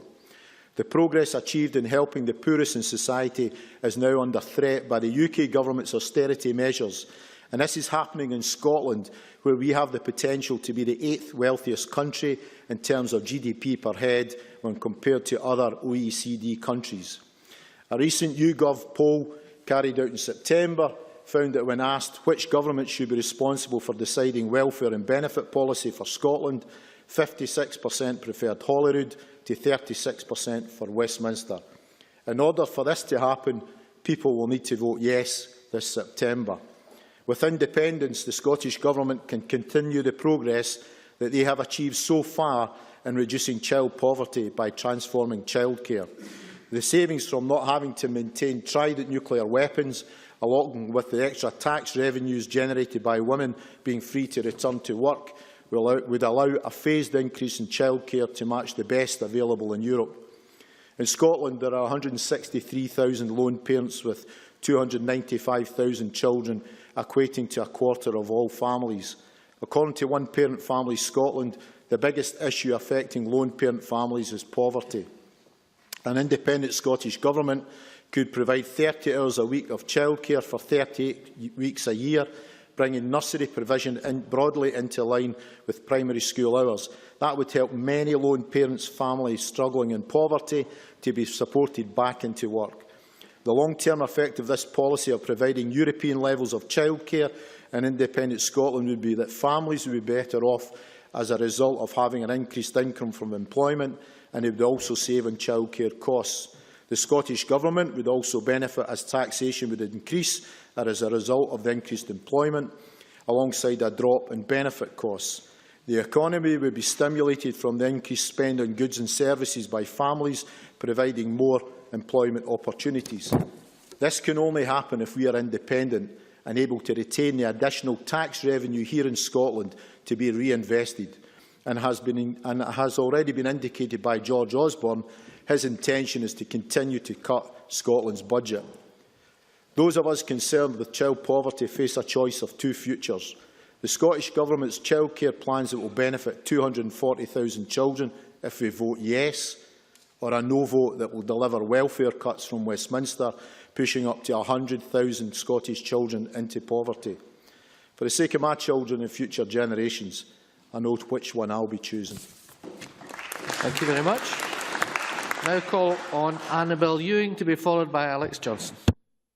Thank you, Presiding Officer, and can I welcome at the outset the First Minister's announcement today on free school meals for primary 1 through to primary 3 school children, and also on the enhanced childcare provision for 2-year-olds. These announcements are extremely welcome and indeed fit very well with the preventative spend agenda, and I'm sure will be welcomed by families and communities across Scotland, even if not welcomed by the Labour Party today. But of course there are so few of them in the chamber. I think there's about 9, so they've obviously not that interested in discussing improving our country, because they couldn't even be bothered to stay in the chamber for the debate. But I, Presiding Officer, am pleased to have been called to speak in this important debate, and indeed revealing debate on Scotland's future this afternoon, for it is always, after all, quite interesting to observe, is it not, politicians squirming around trying to square a circle, and there can be no greater conceit as far as the Scotland Act is concerned in suggesting that the devolution of power in a particular policy area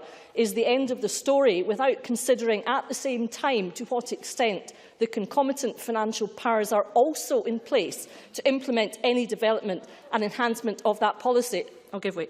Ruth Davidson. How she would square the circle that for some reason a Scandinavian-style revolution in childcare was possible under devolution in the manifesto in 2007, but when it comes to a referendum year, suddenly only independence will deliver. Annabel Ewing.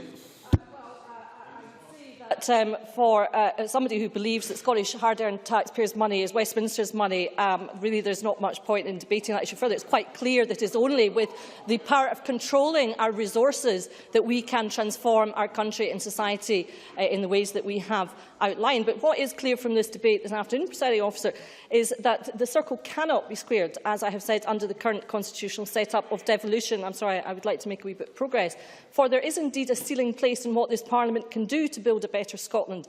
And what today's debate clearly underlines is that the no parties are quite content to live with that ceiling, that restriction on what we can do, whereas those who advocate a yes vote do not accept that that restriction should be in place, and indeed have a vision of what kind of society we could have if we had the powers of a normal independent country. And that practical vision of what we could do with independence quite rightly has at its heart better opportunities for women to get into the workplace in terms of our transformational childcare proposals. And it is beyond doubt that for thousands and thousands of women who want to get into the workplace, the key obstacle is affordable childcare. And how exciting it is, Presiding Officer, that we can now see a day in Scotland where we can actually reach hitherto only dreamt of levels of free childcare equivalent, as we have heard, in effect to primary school provision in terms of hours. And what a transformation that would indeed bring to the lives of thousands of women throughout Scotland and their families and communities and indeed the Scottish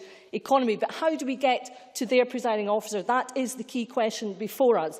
And the answer is that it is only by voting yes in the independence referendum in September this year that we can effect such transformational changes to our country and to our society. For without control over all of our resources, which only a yes vote will bring, we are simply not in a position to secure the sustainability of such a policy over the long term, far less ensure that it can be promoted without having to massively cut spending elsewhere. And we've heard nothing today about where those cuts could be made. And if Mr Smith would like to intervene now and explain where Labour would find the some £700 million without cutting Scotland's budget, I'd be very pleased to hear that. Drew Smith.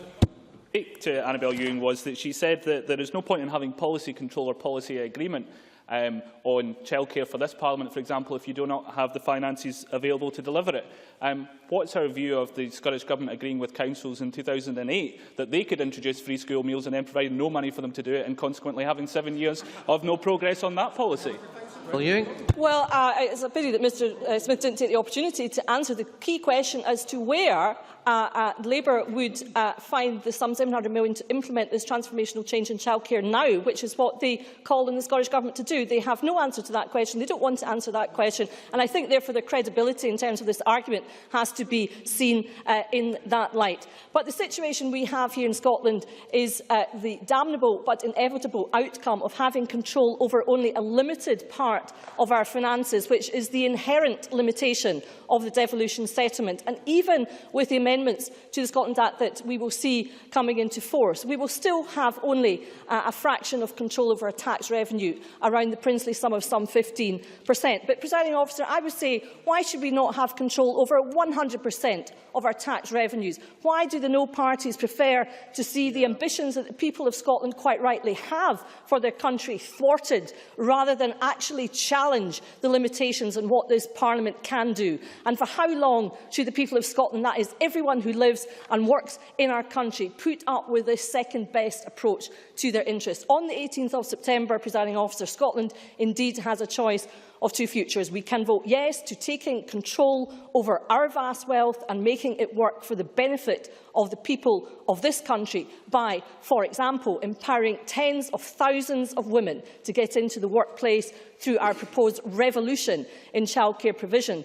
Or we can vote no and see such a vision wither on the vine under continued Westminster rule of austerity, with billions of pounds worth of cuts to Scotland's budget and the removal of the safety net embodied in our welfare system. What an absolute nightmare scenario for Scotland, Presiding Officer. And the only way for Scotland to escape that fate is to vote yes on 18 September this year. Thank you, Presiding Officer. Thank you.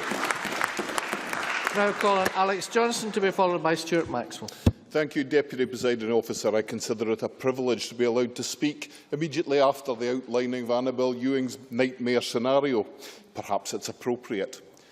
The First Minister opened this debate by doing as he always does, and that is never missing an opportunity to talk down the United Kingdom.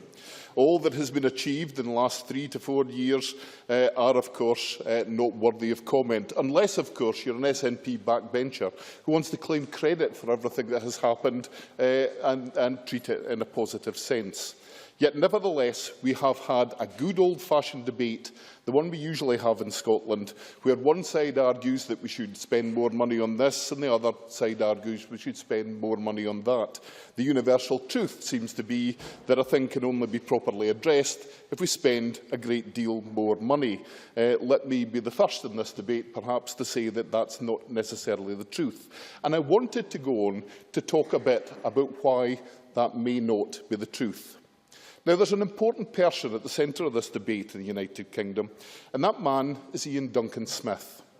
Ably assisted, it has to be said, by a former Labour Minister, Frank Field, a man who is very influential in terms of policy and needs to be mentioned in that same breath. But Ian Duncan Smith it was who, some years ago, almost 10 years ago now, in the period immediately after he had ceased to be the leader of the Conservative Party while in opposition, took it upon himself to look at the causes of welfare need in the United Kingdom.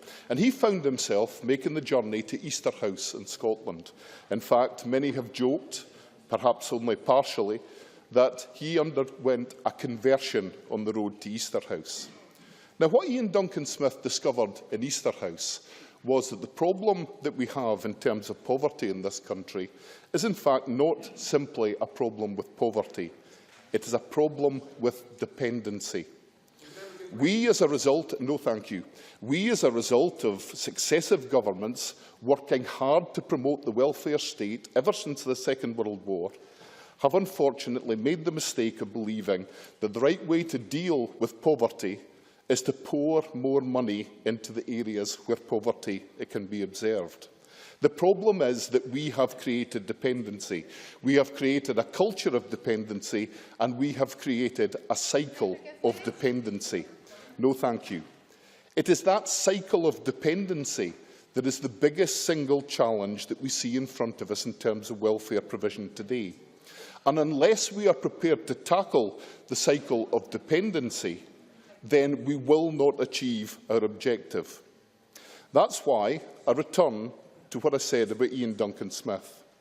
Ian Duncan Smith is a revolutionary. Frank Field also is a revolutionary in how he thinks about these issues. He has set in place a revision of our welfare state which has the capacity to reverse the cycle of dependency and to begin to bring people out of that difficult, depressed situation in which they find themselves. The review of welfare will benefit children, but the key elements, and the ones which we have been placed before us today for discussion, are the proposal for improved childcare provision and, of course, in the last few hours, we have on our agenda the issue of free school meals for primary 1 to 3. Now, these are the kind of measures which a Conservative government, a Conservative Liberal Democrat coalition government in the South, have introduced specifically to begin to reverse that cycle of dependency. And, of course, quite wisely, they have been copied by this government here in Scotland, and they will benefit us significantly. Children will be in the front line of reversing that cycle of dependency, and we need to be in a position to provide that support. Yet sadly, this government has consistently exposed itself as being one that believes that the more money it puts towards those areas, those individuals in greatest poverty, the greater success it can reap from it. And concern about what that actually achieves seems to be the furthest thing from their mind. This government has refused to understand the need for welfare reform. If you look at other political parties, you will find that, perhaps not in Scotland, but certainly in other parts of the United Kingdom, Labour understand the need for welfare reform. If you look at the parties of the coalition, their action in government indicate that they understand the need for welfare reform. Here in Scotland, once upon a time, even the SNP appeared to understand the need for welfare reform. But in 2014, the year in which we will have that referendum on Scottish independence, suddenly the SNP no longer believe in welfare reform. They believe that a long-term commitment to continue not only pouring money into the old projects and the old ideas, but a commitment to do so at even greater pace is the only way they can achieve their objective. Well, if their objective is simply independence, perhaps that is the case. In this week, more than at any other time in the past, we in this chamber need to stop for a moment, think about the objectives that Ian Duncan Smith is trying to implement, and understand that he is correct. He has identified the right way forward, and that for those of us in Scotland to pursue that ideal, then the only option is to reject Scottish independence. Thank you. Now call on Stuart Maxwell to be followed by Lewis MacDonald. Thank you, Presiding Officer. If I can begin by referring to the speech we've just heard, that whole speech is based on the premise, the Victorian premise of the undeserving poor, that the only way to motivate the poor in this country is to make them poorer. That is an absolutely shocking speech and a shocking ideology I thought we had got rid of. Presiding Officer, I want to, like others, at least on these benches, begin by welcoming the announcements by the First Minister that we will be introducing free school meals for all primary 1 to primary 3-year-olds. I think that's a fantastic announcement. I also particularly welcome the expansion in childcare for 2-year-olds from August 2014 and the further extension in August 2015. A great step forward, and I'm sure it will be welcomed by families across this country. It's a well-known fact that the first years of a child's life are vital to its overall development, and that ground lost in the first 5 years of life is never fully made up. As Dr Herzog from the National Institute of Family and Social Policy in Hungary and the President of Eurochild has said, research shows that in the long run it is beneficial for children to spend time with well-trained professionals and with other children. He also went on to say that access to childcare facilities is even more important for children from vulnerable and socially excluded households. Investing in the first 3 years of a child's life has significant long-term benefits in terms of their overall life perspective, engagement in criminal activity, substance abuse and their own parenting skills. The Effective Preschool and Primary Education Study, a study led by Professor Edward Mellish at the University of London, found that preschool attendance improved all children's cognitive development and aspects of social behaviour, such as independence, concentration and cooperation. So childcare is good for children, and the more deprived the child is, the more vital it is that childcare to their life chances. But childcare is also good for parents, particularly mothers and for families. With affordable childcare, a mother can go out to work, and this extra income can be vital in lifting an entire family out of poverty. The extra taxes paid by that family benefit the economy and the country, so affordable, high-quality childcare is good for all of us. There are no losers. Everyone benefits from free childcare. In Norway, every child has a statutory right to a kindergarten place from age 1 to 6 for a maximum of £200 per month. And in Norway, nearly 75% of adult women work. Norway is ranked number 1 in the world for productivity, measured by GDP per total hours worked, according to the Organisation for Economic Cooperation and Development. Dr Kaczynski, an economist at the University of Toronto, said that Norway's high productivity flows directly out of their progressive social policies. He said, what we found was a general payoff of about $2 of benefits for every dollar spent on subsidised childcare, and those were very conservative numbers. But sadly, the UK lags behind some other countries in the numbers of mothers with children under the age of 6 who work. In Denmark, as we've heard, it's 79%, while in the UK only around 59% of mothers work. Over 70% of those mothers who do not have childcare provision say that it is the cost of childcare that is holding them back. And when we think that parents in Scotland spend 27% of their household income on childcare, we realise what a barrier that is for many parents. In comparison, the OECD average is only around 12%. However, progress has been made by the Scottish Government. In 2007, 3- and 4-year-olds in Scotland were entitled to 412.5 hours of free nursery education per annum. Today, 3- and 4-year-olds are entitled to 475 hours per annum, and of course, in August of this year, that will rise to 600 hours per annum for 3- and 4-year-olds and the most vulnerable 2-year-olds. And today's announcement expands that this year to 15% of 2-year-olds and 27% in 2015. That is real progress under an SNP government. We have made real certainly. I believe very strongly and agree strongly with your view that childcare in particular helps vulnerable families above all others. It's particularly important in terms of employment. So can you explain to me why your choice is to spend money not on your own commitment to 50% of vulnerable 2-year-olds, but instead investing money in free school meals, which will by definition not be going to those children who are the poorest and most vulnerable in our communities? I'd just like an explanation of why that choice has been made. Stuart Maxwell. I think it's important to understand that we're investing not just in childcare, I think you did miss the announcements. You seem to completely miss them in your speech. But the announcement to expand childcare in this country under the devolved settlement, but also to invest in raising children and families out of poverty through the free school meals programme. We're doing both. We're helping young families, we're helping lift them out of poverty, and we're investing in 3- and 4-year-olds childcare and in vulnerable 2-year-olds. I think that's a tremendous thing to have done. And I would have some respect for the Labour Party's position. If one person in your benches could actually say where the £700 million that would be required to actually achieve out that policy would be achieved under devolution, not one single member will answer that question about where the £700 million is coming from. I am delighted that in the White Paper the Scottish Government has set out very detailed assurances of a better future. Oh, well, if you're going to explain with the £700 million, Members in his last minute. Oh, I would have been delighted to listen where the £700 million is coming from, but we know it's not going to be an answer anyway. We know that's not the case. The positive vision for Scotland's children and families will help us all. The children will get the good start to which every child is entitled, their parents will be freed up to find work, and the work will be more financially attractive without crippling childcare costs. The economy will be boosted by the extra spending power, and the government will receive increased tax revenues. The commitments to childcare in an independent Scotland have been costed at £700 million. However, if there were to be an increase in the number of women in work to Swedish levels, a rise of 6% in the number of women in work, then the extra tax revenues generated would be £700 million, enough to cover the costs of the increase in childcare.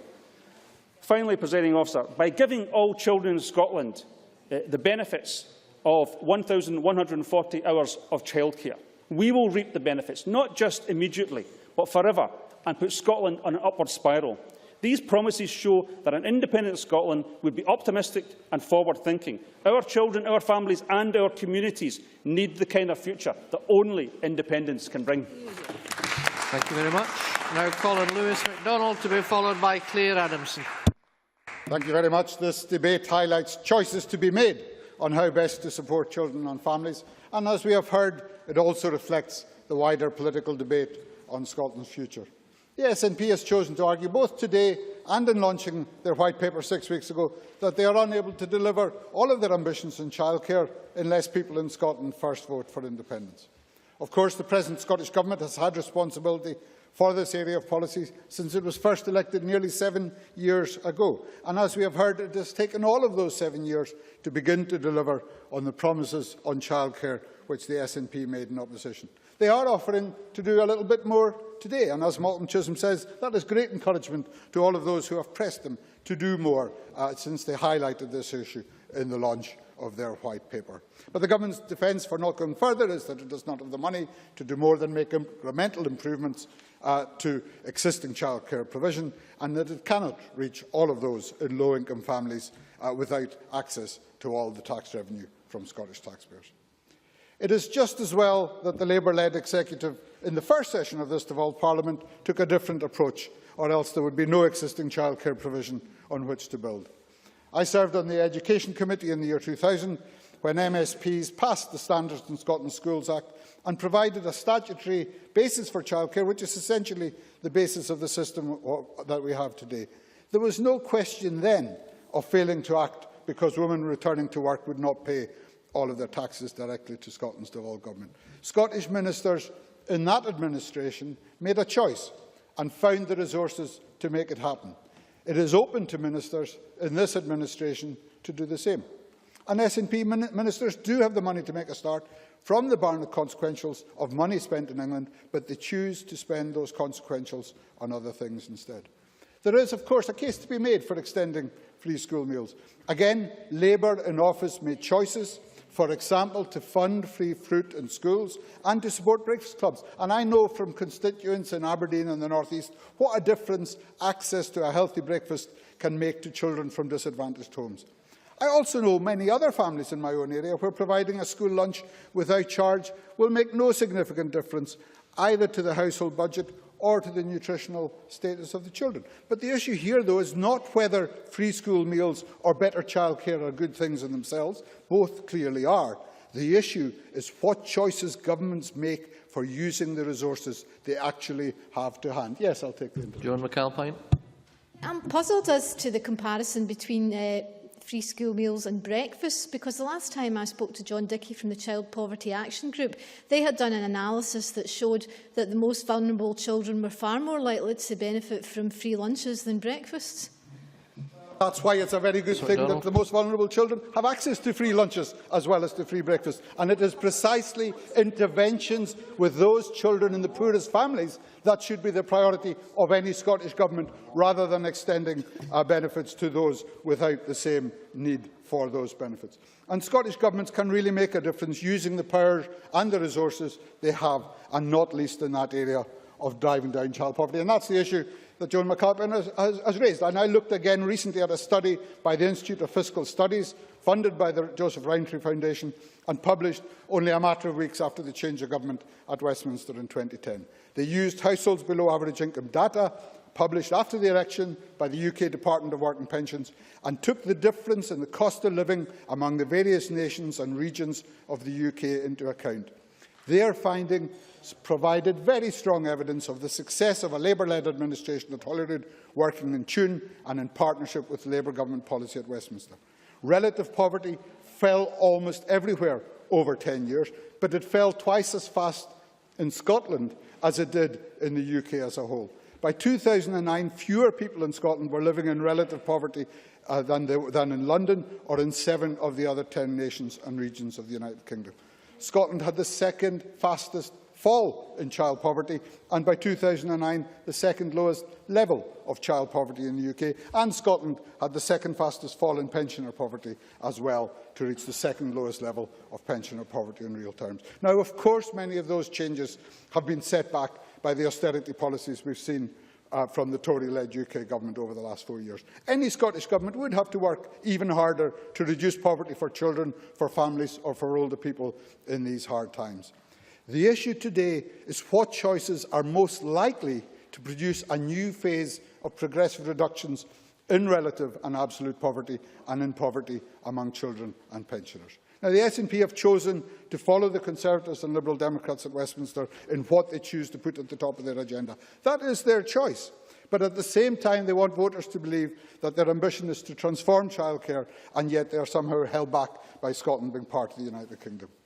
The truth is that serious investment in childcare does not have to wait.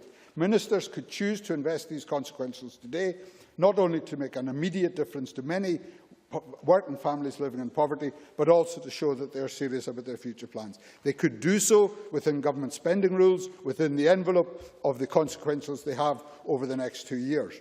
The White Paper rehearsed the arguments for making a step change in childcare, arguments which were made by Labour ministers in the first session of this Parliament, and which we on this side continue to support. The challenge to SNP ministers is this: they have the means to make a step change in childcare. If they also have the will, then they can make it happen, whatever the result of the referendum in September, and they should make it happen and do so now. Thank you. I call Claire Adamson, to be followed by Patrick Harvey. Thank you, Presiding Officer. It has already been said this afternoon, but I think it bears constant repetition, that Scotland this year has the opportunity, a choice of two futures, between two very different directions of travel. On the one hand, we are already the 4th most unequal country in the developed world, and the present Westminster administration promises to take us further down that road of inequality under Osborne's austerity Britain. On the other hand, independence offers us the powers to develop further our steps towards universalism, greater equality, a better future for our children. A future that might look like that enjoyed by the children in Holland, Norway, Sweden and Denmark, as highlighted by my colleagues Christina McKelvey and Stuart Maxwell this afternoon. Scotland is a rich country, and our children should be sharing in that wealth. And it's worth reminding ourselves what the present levels of inequality mean. I thought that Labour might talk about their successes in terms of tackling child poverty, and I wasn't disappointed this afternoon. But UNICEF produced a report in 2007 which put together 40 indicators of child well-being in rich countries. It concluded that while children in Britain fared less well than in any other country, those in the United States hardly did better. Improvements in child well-being in rich societies will depend more on reductions in inequality than on further economic growth. This 2000 UNICEF report card provided a comprehensive assessment of the lives and well-being of children and young people in 21 nations of the industrialised world. Specifically, it attempted to measure and compare child well-being under 6 different headings of material well-being, health and safety, education, peer and family relationships, behaviour and risks, and young people's own subjective sense of well-being. And all it drew on 40 separate indicators of children's lives. And the United Kingdom found themselves in the bottom third of the rankings for 5 of the 6 dimensions reviewed.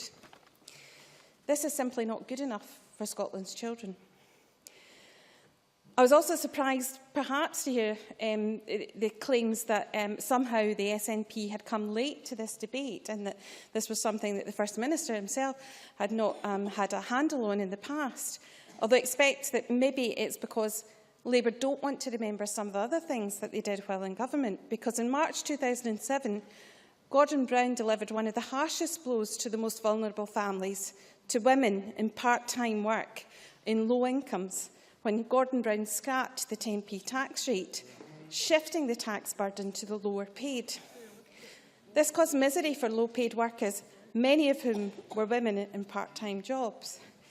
And Alex Salmond immediately, on that day of that budget, called this a tax con and highlighted how damaging it would be to women and low-paid workers. George Adam this afternoon asked us to remember that when we talk about poverty and inequality, we have to remember that these are the lives of real children. And in 2013, Save the Children produced a briefing on the consequences for children growing up in poverty in Scotland. It highlighted that they missed out on things that many other children took for granted, that they had to cut back on food. 14% of children living in poverty said they lacked a warm winter coat. 19% of children living in poverty said they were missing out on going on school trips. They were more than twice as likely as their better-off peers to suffer developmental difficulties as they reached school age. They were less likely to reach their potential at school. By 3 years old, children from deprived backgrounds are already 9 months behind the average development of school readiness. By primary 7, the gap in reading attainment levels between pupils living in poverty and their peers is 22%, and the attainment gap in maths is 15%. And Save the Children also talked about the health inequalities for children in poor families. Children living in low-income households are nearly 3 times more likely to suffer mental health problems. And ill health during childhood has long-term consequences. As we know, a child born in Lenzie, North, a more affluent area of Glasgow, can expect to live 28 years longer than a child born in the Carlton. So poverty has a real detrimental effect that is lifelong for our Scotland's children. Not at the moment, sorry. That's why I'm delighted that the Government has announced today that primary 1 to 3 families will receive, children will receive free school meals, a saving of, on average, £330 per child for hard-working Scottish families. And what we know is that this will be welcomed by the Scottish Free School Meals campaign, which includes organisations like the EIS, like Shelter Scotland and Children First, because in their briefing for this debate, they talked about how important universal benefits and universal services were. And I think we only need to look to the Jimmy Reid Foundation's case for universalism to understand how important this is when they say, of all the available data pulled together, and the conclusions drawn, the historical and contemporary evidence strongly suggests that the appropriate response to austerity is to increase universal provision and so stimulate economic activity, equalising damaging wealth disparity and improve both government and wider economic efficiency. I wish the Labour Party were on the same page as the EIS, Children First and the Jimmy Reid Foundation in this debate. Thank you. And I call Patrick Harvey to be followed by Neil Findlay. Thank you, Deputy Presiding Officer. On the issues of poverty and inequality, I think it's worth saying from the outset that no political party and neither side in the referendum campaign has a monopoly of wisdom. and certainly not a monopoly of concern either. Although we've so far reached different conclusions about how we might cast our votes in September, Malcolm Chisholm's speech, I would say, is one of the most substantial and high quality that we've heard on the subject. And if we were only looking at the issues of poverty, inequality and childcare, I might agree with him about the merits of Devo Max. I hope he comes to agree in the end that we're discussing the referendum on the issues covered in this debate, as well as on others such as Trident, which I know he has similar concerns as I do. Often, it's governments which appear to claim such monopolies of wisdom or of concern. Sadly, today, it was the leader of the main opposition party, I have to say, who appeared unwilling to accept that her opponents have a shred of genuine concern about these issues. I have areas of common ground and areas of disagreement with Joanne Lamont, just as I do with the First Minister. And it's sadly one of the falsehoods, I think, of our current political mode that very often the parties on different sides of the independence campaign find it hard to acknowledge their common ground. I agree with the First Minister about how I'm going to cast my vote on 18th of September, but we don't always agree on the reasons. After dealing with Gavin Brown on real-term spending versus absolute numbers, the First Minister went on to talk up his ambition for a competitive tax environment in an independent Scotland. One of the principal means by which corporations have forced governments around the world to accept the level of taxation those wealthy businesses choose to pay is tax competition. The only alternative governments feel is to watch them disappear toward lower tax environments. I'll be voting yes in September this year because I want to challenge that, not because I want to comply with it more effectively. I do want, as the First Minister argues, to design tax, welfare and public service policies in a coherent way, designed for the needs of Scotland's people. We won't be able to achieve that if we're designing tax policies to serve corporate interests instead. I give way to Mr Neil Finlay. Mr Harvey confirmed that none of the countries mentioned as being exemplars of social progress, like those in Scandinavia, have the tax competition policy that's been pursued by the Scottish Government. Patrick Harvey. Absolutely, and Mr Finlay and I have agreed on many occasions and will continue to do so on some of those aspects. I do believe that independence gives us the opportunity. It opens the door to allow a challenge to the kind of tax competition which successive UK governments and the current Scottish Government continue to accept. Unless we open that door, we won't have the ability to challenge it, never mind the reality. On free school meals, the Scottish Government's announcement today, I very much welcome the steps in this direction. I would like to ask one query, and I hope that this can be dealt with in closing speeches. Is the Scottish Government's position now restricted to primary 1 to 3 for financial reasons only?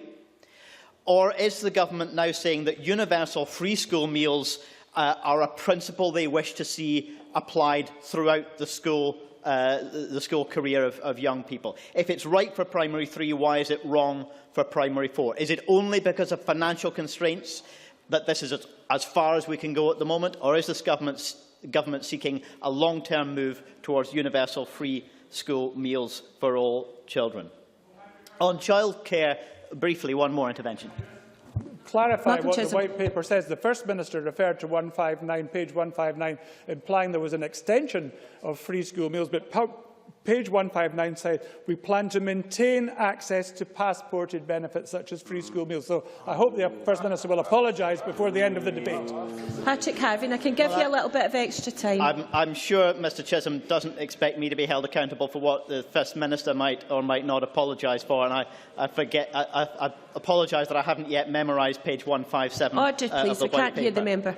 On childcare provision, some opposition voices are quite right to point out that childcare is a devolved policy area and that any Scottish Government since 1999 could have done more. This is true.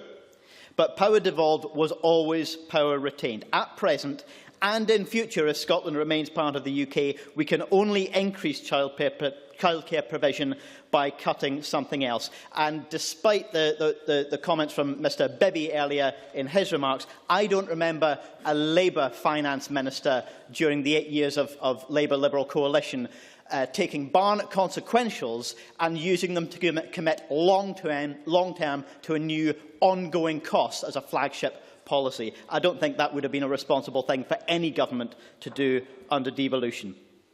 Childcare could be improved as social policy under devolution, but the coherence of social and economic policy, including tax and welfare, as the First Minister suggested, does need a yes vote. Finally, Deputy Presiding Officer, one last comment, because there is one last question which arises about Scotland's future, which I regard as just as important, perhaps even more important than the outcome in September next year. Can our politics move beyond the tribal hostility which too often characterises our debate? Every one of us will have the responsibility from September 19th onwards to accept the result with humility, winners and losers alike, and find a degree of mutual respect in future, which may be hard to find in the heat of the campaign itself, but which we'll need to try and find if we're going to serve the interests of Scotland, whichever result the people of Scotland choose. Thank you. And I now call Neil Findlay to be followed by Mark MacDonald. Presiding Officer, it's a class war and my class are winning, but they shouldn't be. Not my words, but the words of Warren Buffett, one of the world's most successful investors. And he described how the finance houses, the banks and the powerful elites turned a global financial crisis that they themselves created into a war on the poor, the weak and those who played no part in creating the crisis in the first place. And in his analysis, his analysis is made real by the actions of the present UK government. It sickens me to the pit of my stomach to see Osborne and the braying crew of Old Etonians in their all-out attack on the unemployed, the disabled and the poor. And they, as Buffett said, are inflicting class warfare via brutal and degrading welfare cuts, whilst at the same time cutting taxes for the wealthy and the big corporations. This approach should be an affront to all decent human beings. Certainly take an intervention. Annabel Ewing. To the member for taking the intervention. Why, can I ask, therefore, is the member happy to campaign with these people who he describes as despicable to seek to have the people of Scotland vote no on the 18th of September? Neil Findlay. They're despicable because they're Tories. They're not despicable because they want to keep the United Kingdom together. And Warren Buffett's comments... please. Warren Buffett's comments get to the nub of the big issue in politics.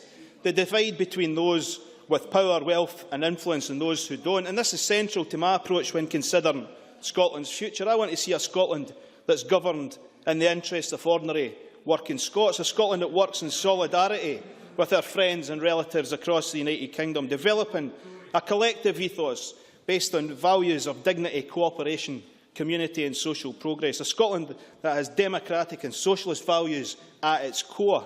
And to achieve that, I want further devolved powers, not just to this building and this set of politicians, but devolved along the principles of democracy and subsidiarity, with power brought to the lowest and most appropriate level, where we re-empower local government by repatriating powers to councils. Councillors must be allowed to make decisions on school meals, on childcare and many other issues that they have an interest in. They have to be able to lower, no thank you, or increase taxes to meet local need and spend money how they see fit. They will, after all, be held to account for those decisions by the electorate they represent. We need to trust the people to decide, not grab powers to the centre and dictate to them. Quality public services also need a progressive taxation system, a policy based on the ability to pay so that higher earners pay more. I'll pay more to finance good quality childcare, free school meals and education, but you can't finance these things and provide tax cuts. It's simply not credible. A recent poll suggests that in relation to local taxes, the public take a similar view, with 60% prepared to pay more council tax for better services, including childcare. And not for the first time do people seem to be ahead of the politicians on this. And across the world, as Patrick Harvey mentioned, Laffer curve trickle-down Mr Finlay, economics. I'm so sorry. Could I stop you for a moment? Could members please stop shouting to each other across the chamber? Neil Finlay. It's quite all right, Presiding Officer. The noisier I get, the better it is. Laffer curve trickle-down economics has been discredited and rejected. There is no evidence whatsoever that tax competition creates jobs and growth. None whatsoever. And if it does, then does the Finance Secretary really think that the Germans, the French and the rest of the EU wouldn't have caught onto it? Does he think he's discovered some great wheeze that no one else has realised? Tax competition will be a disaster for working people, and it will suck £350 million a year out of public services like childcare, like education and all the rest of it. And inevitably it will be the low-paid, the poor, the weak and the vulnerable who will suffer most. I reject that approach in its entirety. So I want to maintain the economic solidarity which sees cash transfers from areas of wealth in the UK to areas of most need. That is a good thing. And what about some other issues? I want to see the living wage implemented now across every sector in which the government has any influence. And yes, in childcare, for childcare workers too. Patrick Harvey. Grateful to the member for giving way. I just wonder if he could tell us how he intends to achieve these things across the UK, because as we know, under Tory, Labour and coalition governments, we've seen more or less the same corporation tax policy. Does he intend to vote Green? Because I think that's the only option down south. Neil Finlay. Mr Harvey, the corporation tax policy that, as applied by different governments, is fine as long as it's consistent across the UK. It's when you have... No. Order, please. It's when you have tax competition that's the problem, because you end up in a spiral of decline. That's the problem that we have. We should be using the powers we've got now to support the interests of ordinary people, mitting against the bad decisions of others. We could do it today with the bedroom tax. Why won't the government do it? And I want action on childcare now to help people get back to work. The argument, as Malcolm Chisholm said, the argument that we can't act because tax revenue would go to the UK Treasury is so stomach-churningly cynical, it's beyond belief. If that is the justification for not doing it now, then why create any new jobs? Why spend any government money on anything that will generate tax revenue for the UK Treasury? This is scandalously cynical, and the government knows it.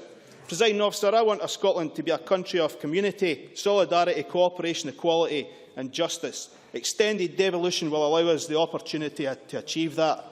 It's what I've argued for the last 25 years, and I'm sure it will be arguing for up until the referendum. Thank you. I now call Mark MacDonald to be followed by Drew Smith.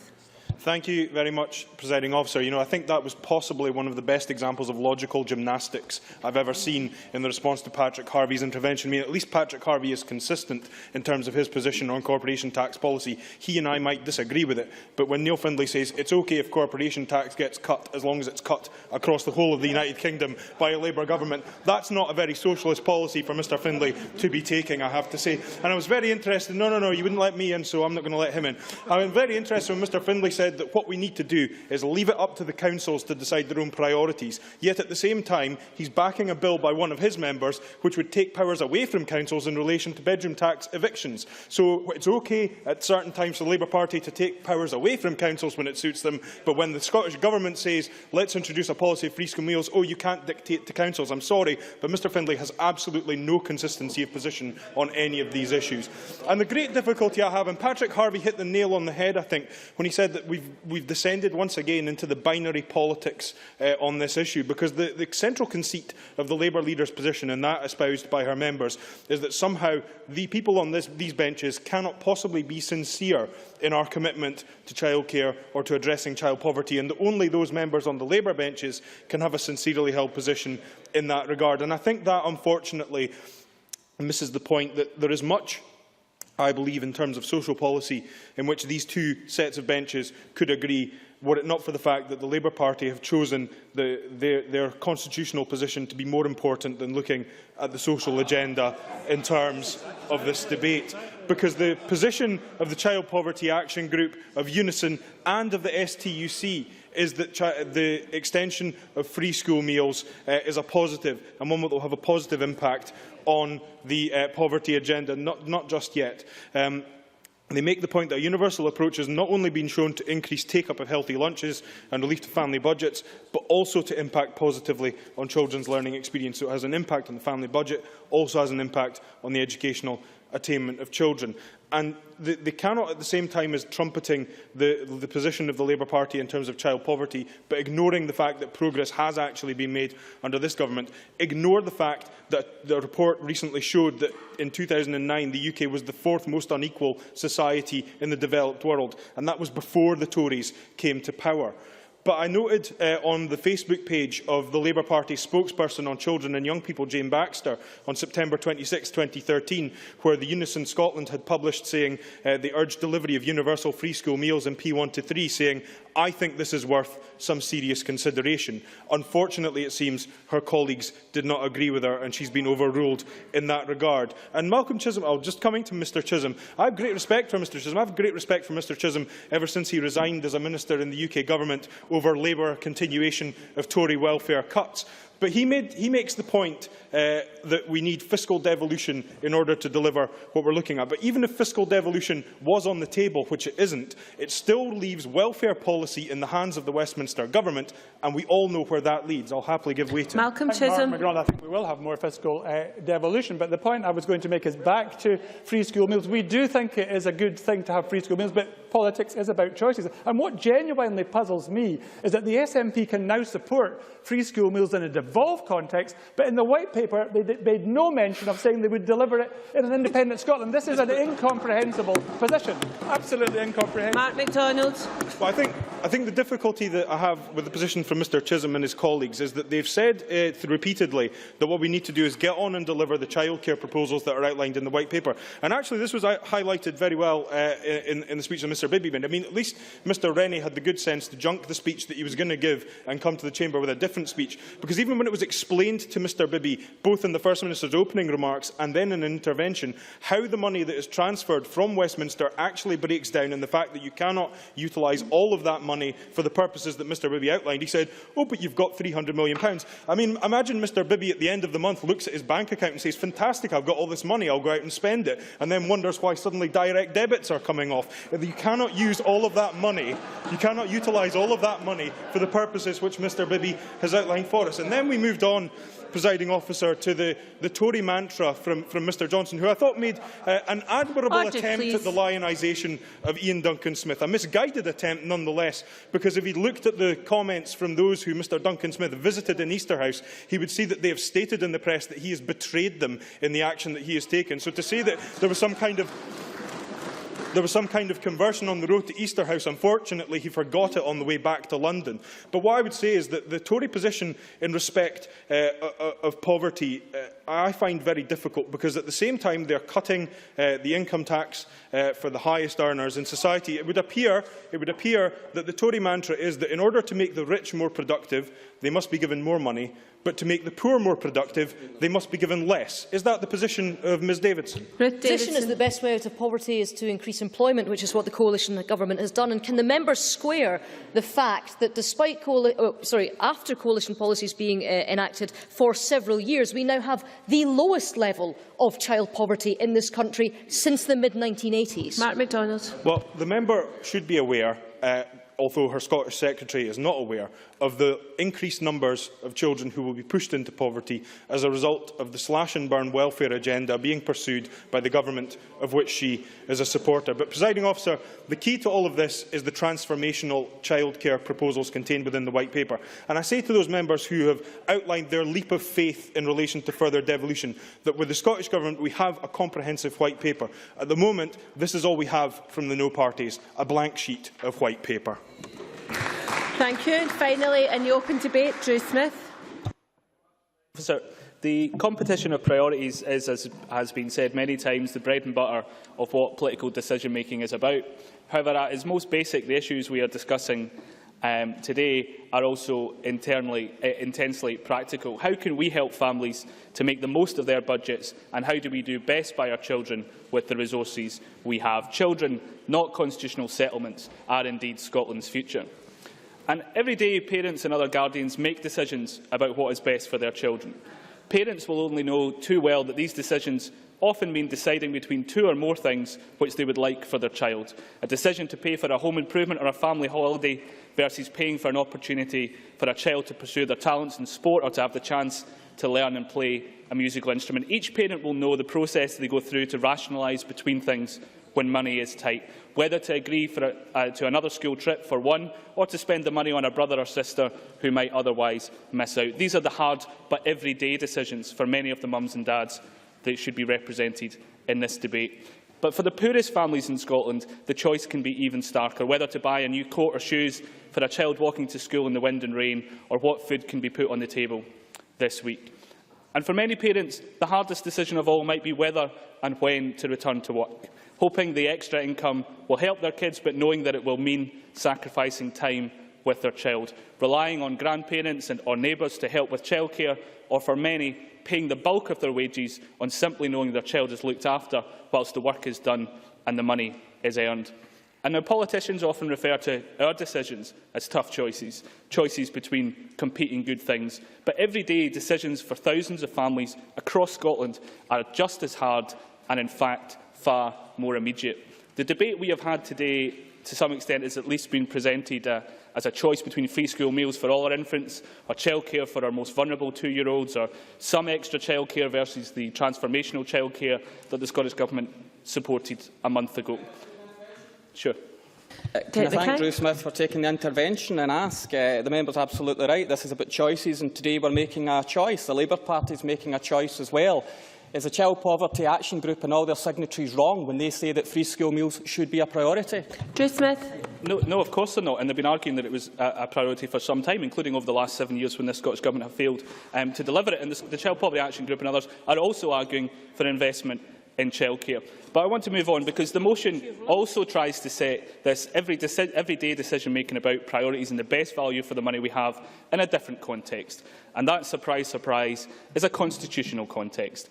Transformation has been a much repeated word, and it's a concept which I would certainly support. Transformation of circumstances and opportunity, something I think we would all want to see. But that transformation has been coupled with another term, only with independence. Parents across Scotland will need to consider this year why that caveat is being added to debate about what will be provided for their children. We will do what is best for our children, but only with independence. The motion asks this Parliament to make our commitment to a major expansion in childcare, which has been long promised, which was repeated and promoted in terms of the White Paper, which is within the gifts of this Parliament's powers and its budget's conditional on something which has in fact got nothing to do with childcare. Now, we understand that independence is supported by the Scottish Government. I happen to believe, as I believe that the majority of Scots do, that partnership rather than division, that working together with our neighbours on the issues that affect us all, is a better constitutional outcome than that promoted by the SNP. But we'll have that argument this year, and in September the people of Scotland will decide on it. But let's not pretend that independence is a solution to the fact that under this government, childcare already lags behind what is provided elsewhere in the UK, and is today amongst the most expensive in Europe. The solution to a childcare crisis isn't constitutional change, it's more childcare.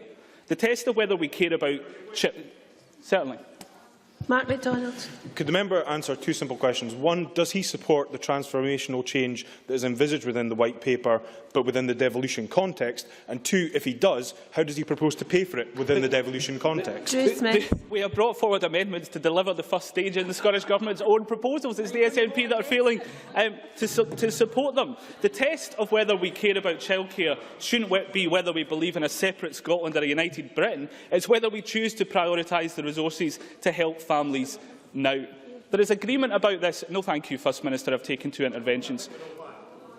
Well, the reason why, First Minister, is because I've taken 2 interventions and my time will sure run out if I go on too long. There are resources there which would make a big difference, and we were told that this issue was the Scottish Government's #1 priority. It was the SNP who, in their White Paper, identified more childcare as the most important transformation in circumstance and opportunity which we could achieve if we have the will. Now, critics could say that's because it's a belated recognition of the inaction since 2007. Cynics could say it's about votes in the referendum. But the fact remains, it was the SNP who said this was the single most important thing that we could do to make our country a better place. Yet, when faced with a choice and faced with the vote at 5 p.m. in this chamber tonight, it's they who are replying only with independence. Presiding Officer, the First Minister is fond of quotes found on the internet. So let me end with this one, which is from the online forum Gransnet, and he might remember it. Alex Salmond was asked by grandmothers contributing to that website about independence. Was it, they asked, of supreme value, as the founders of your party believed?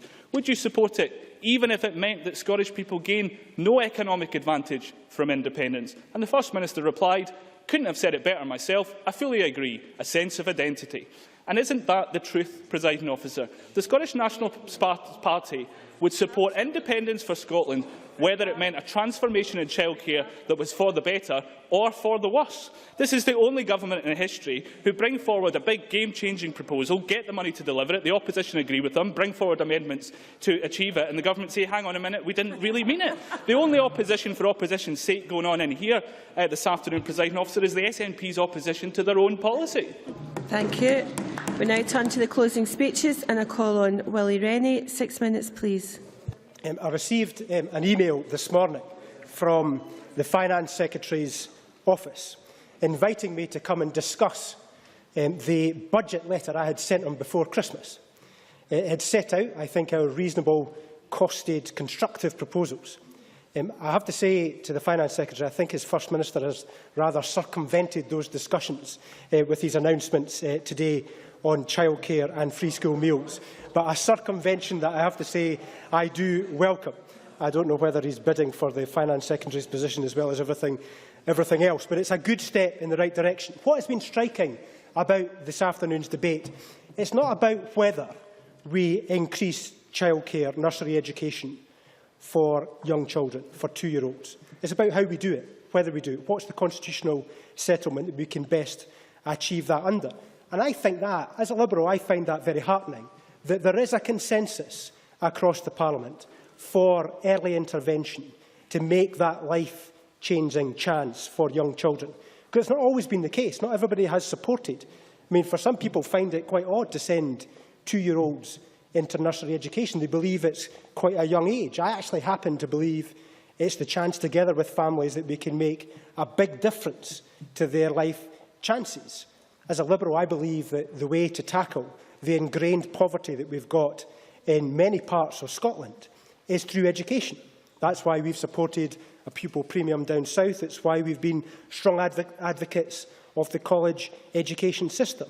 That's why today I'm also pleased that we've got this nursery education commitment. Not quite as much as I would like, 15% in the first year, rising 27% in the second year when I wanted 20 and 40, but I'm not quibbling because I think it's a big step in the right direction after probably 18 months of repeated questions about this. I am delighted. I think Stuart Maxwell's contribution to the debate this afternoon was one of the best. It actually set out very well the arguments in favour of nursery education, the kind of impact that it can have on offending rates of children who otherwise would be embedded in crime because of the start that they had in life, the work chances for those very same people, but also the opportunities for parents to get back to work because of the relief that this provides. But it's not just about the extra hours that we provide.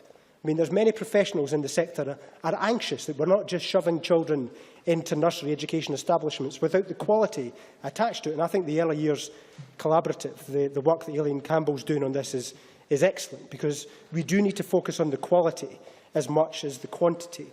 The work of Suzanne Zedak, her philosophy about attachment, the excellent lectures that Harry Burns gives on brain development, I think, is something that everybody in this chamber should hear, and also the work of James Heckman. I think all that stuff, it's a good step for all that work today. I'm very pleased that we're making steps in the right direction. And also on free school meals, because I think giving kids at the young age a good meal every day, guaranteed in the school, is something the Child Poverty Action Group have advocated, and it's something that we are happy to support as well. So good steps in the right direction. Now, we all want to tackle poverty. I don't think there's anybody in this chamber who is in favour of poverty. Patrick Harvey is right in that regard.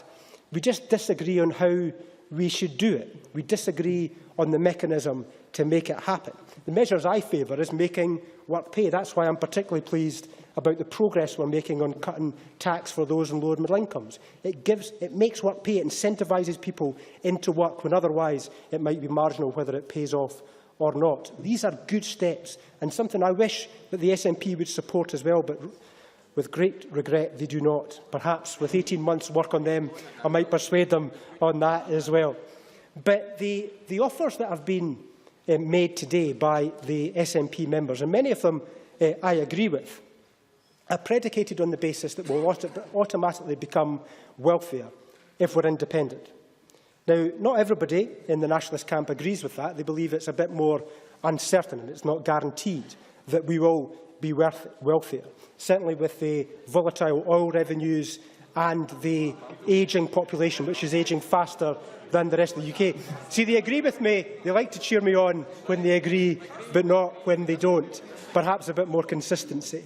But there is an important factor here, that you can't just simply assume that Scotland will be wealthier, especially if you contrast that with the progress that we're making at the UK level, with 1.3 million extra jobs in the last 3 years, 110,000 in Scotland, which has been mirrored in Scotland. It's almost exactly the same increase as the rest of the UK. Growth is up, business confidence is up. I would rather place my opportunities, the progress that we're going to make, on that financial model, on that economic model, rather than the precarious economic model proposed by the SNP.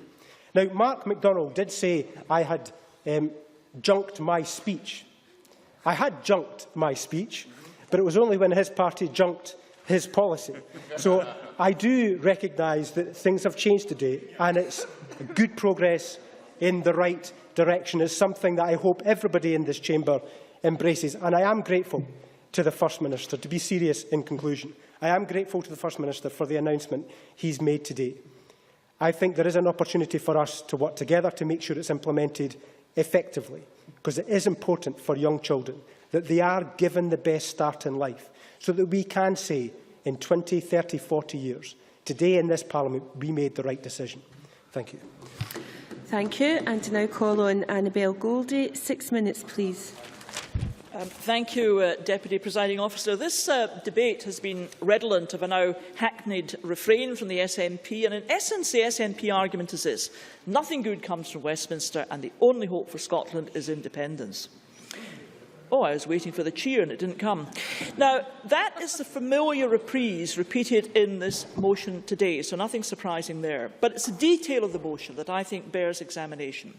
Because suddenly, free school meals, a policy that was indeed dropped from the 2011 SNP manifesto, mentioned in passing as a 5-word post-independence aspiration in the White Paper, is produced like a rabbit out the hat by Alex Salmond this afternoon for primaries 1 to 3 from next January, substantive policy. So why now this belated conversion? Could it be that the much-maligned Westminster Government has pledged free meals from this April, and the SNP was caught napping, red-faced and playing embarrassed catch-up? But of course, the further irony is that this policy needs no constitutional change. All it took was a Tory-led coalition at Westminster to force Alex Salmond's hand. And the same is true. Well, listen to the raucous laughter. If this was such a prominent feature for the SNP, where was it in this massive White Paper? Where was the detail? Where was the time schedule? And I have to say, Deputy Presiding Officer, that the same is true of the proposals in the motion. And Willie Rennie has, to his credit, consistently pushed this issue, contrasting Scotland with the rest of the UK.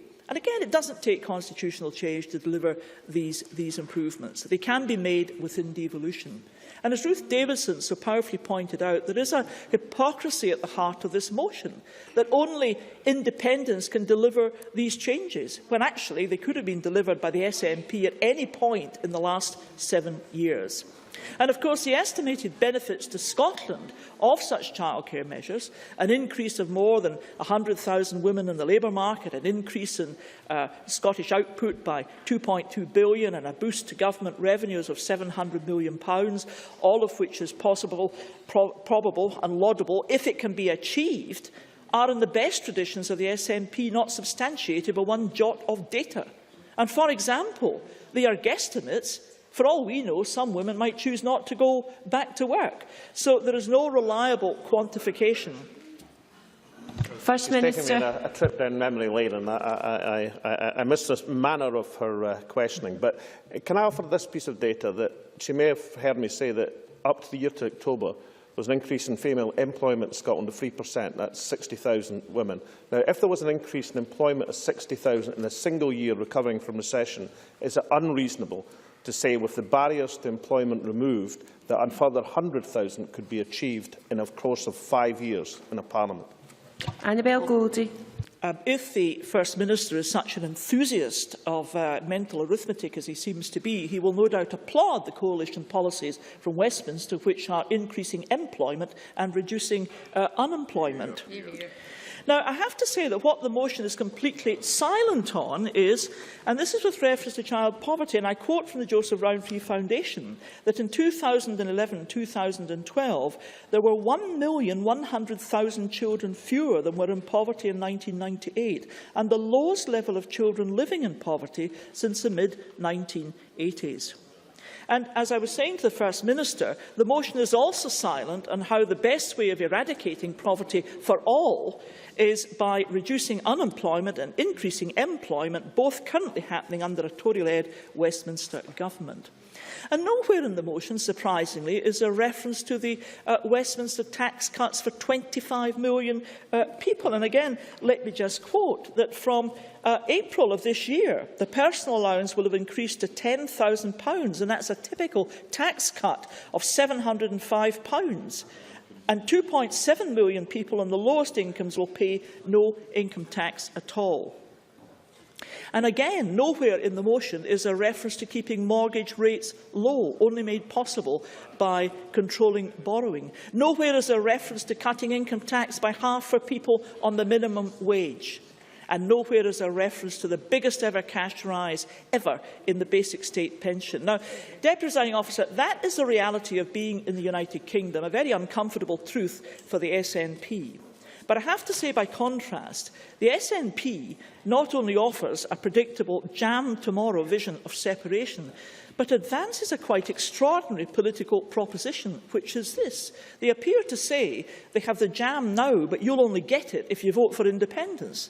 Now, what a bizarre and cynical gesture that is. Deputy Presiding Officer, I believe the public will see through this barefaced hypocrisy. They will see through that threadbare rhetoric, and I'm confident they will resoundingly reject separation in September. I support the amendment in the name of Ruth Davidson. Thank you very much. And I now call on Kezia Dugdale. 8 minutes. Thank you very much, Presiding Officer. Let me outline from the start that Labour will vote against the government motion at decision time today. Not because we oppose free school meals, not because we oppose... Order, please. Not because we oppose free school meals, not because we oppose childcare, but we oppose the idea that you need independence to do it. What I'd like to do with the time I have is to try and navigate how we got to the announcements today, and then explain why, if we were sitting where the government are today, we would have made different choices. But let me just start with a moment about Labour's record on childcare. It was Labour that introduced the right to a pre-education place for all 3- and 4-year-olds in 2002. We also committed to 10,000 places for vulnerable 2-year-olds and ran a pilot on that basis. It was Fiona Hislop, who was the Cabinet Secretary for Education at the time, that ended that pilot. She was the one who told local authorities that if they wanted to deliver childcare for 2-year-olds, they could do it themselves within their own money. In fact, she went as far to say to Andy Denham at the Herald, "Some people might say that to take a child away from its mother and into nursery age 2 is not necessarily a good thing." How far the SNP have come today. On the substantive, Presiding Officer, let's talk about school meals. The SNP promised to extend free school meals to all primary 1, 2 and 3-year-olds in 2007. Again, Fiona Hislop ran a pilot to extend that, but it was not rolled out. Interest in free school meals disappeared when Mike Russell became the Cabinet Secretary for Education. In fact, he was so disinterested in free school meals that in answer to my colleague Drew Smith, the Scottish Government revealed to us that they no longer collated data on school meals from 2010. Radio silence on school meals followed for 3 years, until Nick Clegg stood up at his party conference and announced that the UK Government would introduce free school meals for primary 1s, 2s and 3s. The publication of the White Paper came, and the SNP told us that childcare was their #1 priority. We took their childcare policy seriously and looked to examine the detail. The detail of how the SNP got to the cost of their policy wasn't made available and still remains elusive. But working with Spice, we got to a figure of £100 million a year to implement phase 1 of the White Paper's plan. Not the £700 million figure that Stuart Maxwell quoted, the £100 million figure that you would need to introduce 50% of all 2-year-olds getting childcare. That was the figure in phase 1 of the Government's White Paper. Yes. First Minister. It refers to the 1,100 hours, as she well knows. But let's look at the financing of the Labour amendment. It costs £100 million, which is in the White Paper, incidentally, and which she well knows. There's £60 million revenue available next year and £74 million revenue the following year. That is less than £100 million. Yes. So can the Labour Party now tell us what they will cut, apart from the school meals, which they know they're going to cut already? The First Minister is quoting the Barnett consequentials from free school meals. He's not quoting the total Barnett consequentials. When the autumn statement was given, we had the full detail of the Barnett consequentials in year 1 and 2 and saw that there was £200 million over 2 years, and that was enough to deliver for phase 1. That's the detail that we discussed with Spice, and that's the basis on which we're saying that there is serious credibility behind the amendments that we've put down in the Children and One People Bill. We have tabled those amendments, Presiding Officer. They are down in Neil Bibby's name. We took that decision despite believing that free school meals are a good thing. Why? Because we don't think that there is enough evidence to demonstrate that free school meals will increase educational attainment. We don't think there's enough evidence to show that free school meals will get women into work, or that free school meals will lift hundreds of thousands of children out of poverty. Things that childcare would do. We know that free school meals won't lift children out of poverty because the Scottish Government's own evaluation of its free school meals pilot tells us that. In that evaluation, it showed that only 4.4% increase in free school meals amongst the poorest children. The vast majority of the uptake in free school meals was from better-off families, kids from better-off families. There's only a 4% increase from the poorest children, a point incidentally recognised by CPAG and referenced in their briefing paper for today's debate. Free school meals will not significantly enhance what the poorest kids in Scotland will get. I mention all that because Neil Bibby said, and he was right, politics is about hard choices. When I read the announcement about free school meals on the front page of the Herald this morning, the first question I asked was how many of the poorest children in Scotland will benefit, and the answer is sadly not that many. And it's the same poor kids that already have free school meals who are losing out on breakfast clubs and after-school care because of his government's cuts to local government. Free school meals are a good thing, but childcare for 50% of 2-year-olds would have been even better. And I'm afraid I don't have enough time. Can I say that we welcome the Government's announcements on childcare, which he made in the final minutes of his speech. How refreshing to have a Government announcement made to Parliament first.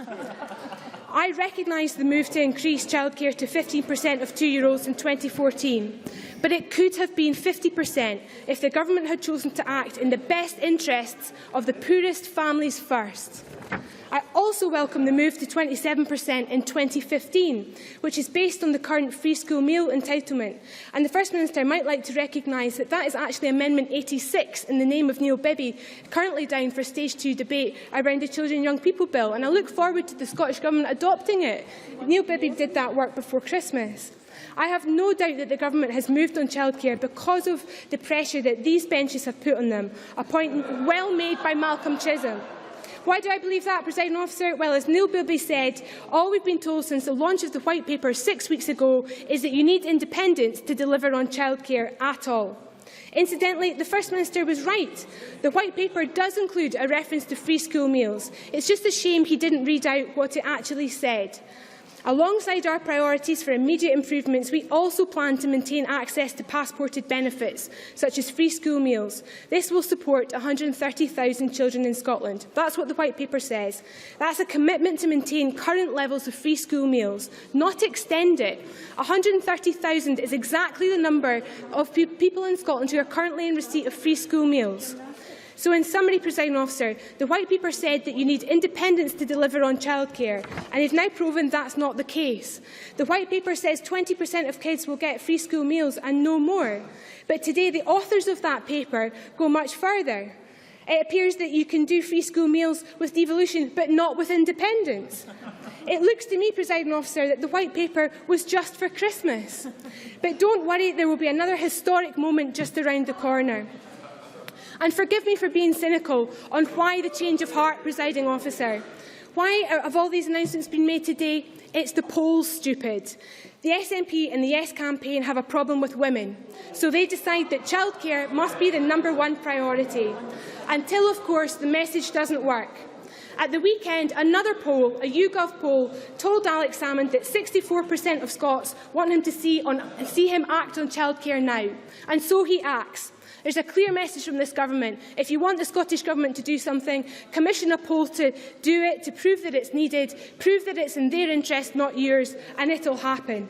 In conclusion, Presiding Officer, we support free school meals, but we think that in light of the hard choices and the money available to this Minister, he could have sincerely enhanced the lives of women. He could have got them into work. He could have lifted children out of poverty. He could have made our country better by giving 50% of all two-year-olds in Scotland childcare, and that's the biggest opportunity he's missed today. Thank you very much. I now call on Michael Russell to wind up the debate. Cabinet Secretary, you have till 5 o'clock. Thank you, Presiding Officer. Can I start by welcoming the very positive contribution that Labour has made to the debate on free school meals. I should point out that's not from the Labour Party we've heard today. That is from a Labour Party elsewhere, a Labour Party that's not so obsessed with the Constitution and the SNP. The Labour Party I'd like to welcome is the Labour Party in Islington. Richard Watts, the Labour leader of Islington Council last year, when the free school meals policy was announced south of the border, said that the case for this was compelling. He then went on to argue very strongly that free school meals had to be a crucial part of Labour's response to the cost of living crisis. And he said at the end of the piece, he wrote this remark: Labour has a good story to tell on free school meals. We've introduced it at local level. The GMB has made the case for the policy. We've had government-funded pilots and a robust evaluation. Now is the time, perhaps the Labour leader could remember this, now is the time to tell the electorate that we support free school meals for all and give our activists a policy that will really resonate on the doorstep. We didn't hear a single thing from Joanne Lamont today that would resonate even on our own doorstep. What we heard was a speech from a leader who was incapable of changing the words in front of her.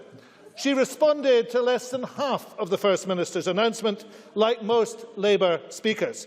The speech she should have made today is a speech that Willie Rennie made, or at least the first 4 minutes of it. I think we'll leave the final minute unspoken. He realised that we were hearing good news for the children and the young people of Scotland. He realised that this was progress being made in difficult times. And he wanted to make sure that his voice was raised in support of Scotland's young people, not against Scotland's young people. I want to dwell for a moment, Presiding Officer, on the educational aspects of this announcement, because these two announcements are vitally important in terms of education. Larry Flanagan, the Chief Executive, the General Secretary of the Educational Institute of Scotland, has welcomed these announcements this afternoon in a statement that talks about the important and significant step that the Scottish Government is taking. He congratulates the Scottish Government for taking that step. And he says that poverty is the greatest barrier to educational attainment. So it's essential that we continue to combat child poverty to ensure that young people have a fair chance to achieve their potential. But he goes further. He talks about the way in which health and well-being are central in Curriculum for Excellence. He talks about the way in which this announcement ties in to Curriculum for Excellence. He talks about research evidence that shows that school meals bring real benefit not just to pupils' health, but they aid their concentration during the school day. They support their ability to reach their full potential as learners. He says this is something that will benefit the whole of education. And it will. Both these announcements will benefit the whole of education. If we look at the recent PISA study, we know that our attainment record in Scotland is getting better. We're closing that attainment gap. But we've still got more to do. And I want to make progress on this side. We have clear evidence that tells us that investing in both early learning and childcare has an effect. That free school meals as well as early learning does something for a whole cohort of young people. Positive benefits are felt not just when it happens, but in the whole future educational life that they have. So there is evidence that the announcements that are made today are significant evidence. Evidence that we, of course, I actually agree with what the Cabinet Secretary, but I'm still absolutely bamboozled why he thought the opposite until today and why he thinks the opposite in the White Paper. Cabinet Secretary. Well, I don't think I really could be accused of thinking the opposite. The 2011 manifesto commitment, a manifesto on which I stood and was elected, like all these colleagues round here, that manifesto said that we will seek to expand provision when finances permit. That is precisely what we are doing today. So, this announcement is of huge educational benefit. Now, I want to come on in a moment to reactions to this announcement.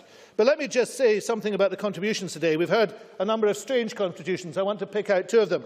Alec Johnston describing Ian Duncan Smith as a revolutionary, I think, was really the high point. But I think I was equally surprised to hear Neil Findlay quoting Warren Buffett. Neil Findlay then went on to pin his colours to the mast about the council tax freeze. He described the action of this government on education, and I quote him exactly, as stomach-churningly cynical. Now, I don't want to get into a stomach-churning contest, I have to tell you. But the thing I found, thank you for that vote of confidence, the thing I found stomach-churningly cynical this afternoon was listening to that, looking where Neil Findlay was sitting. He is the man against the council tax freeze. He's sitting behind the woman who was elected in Dunfermline on the pledge of a council tax freeze.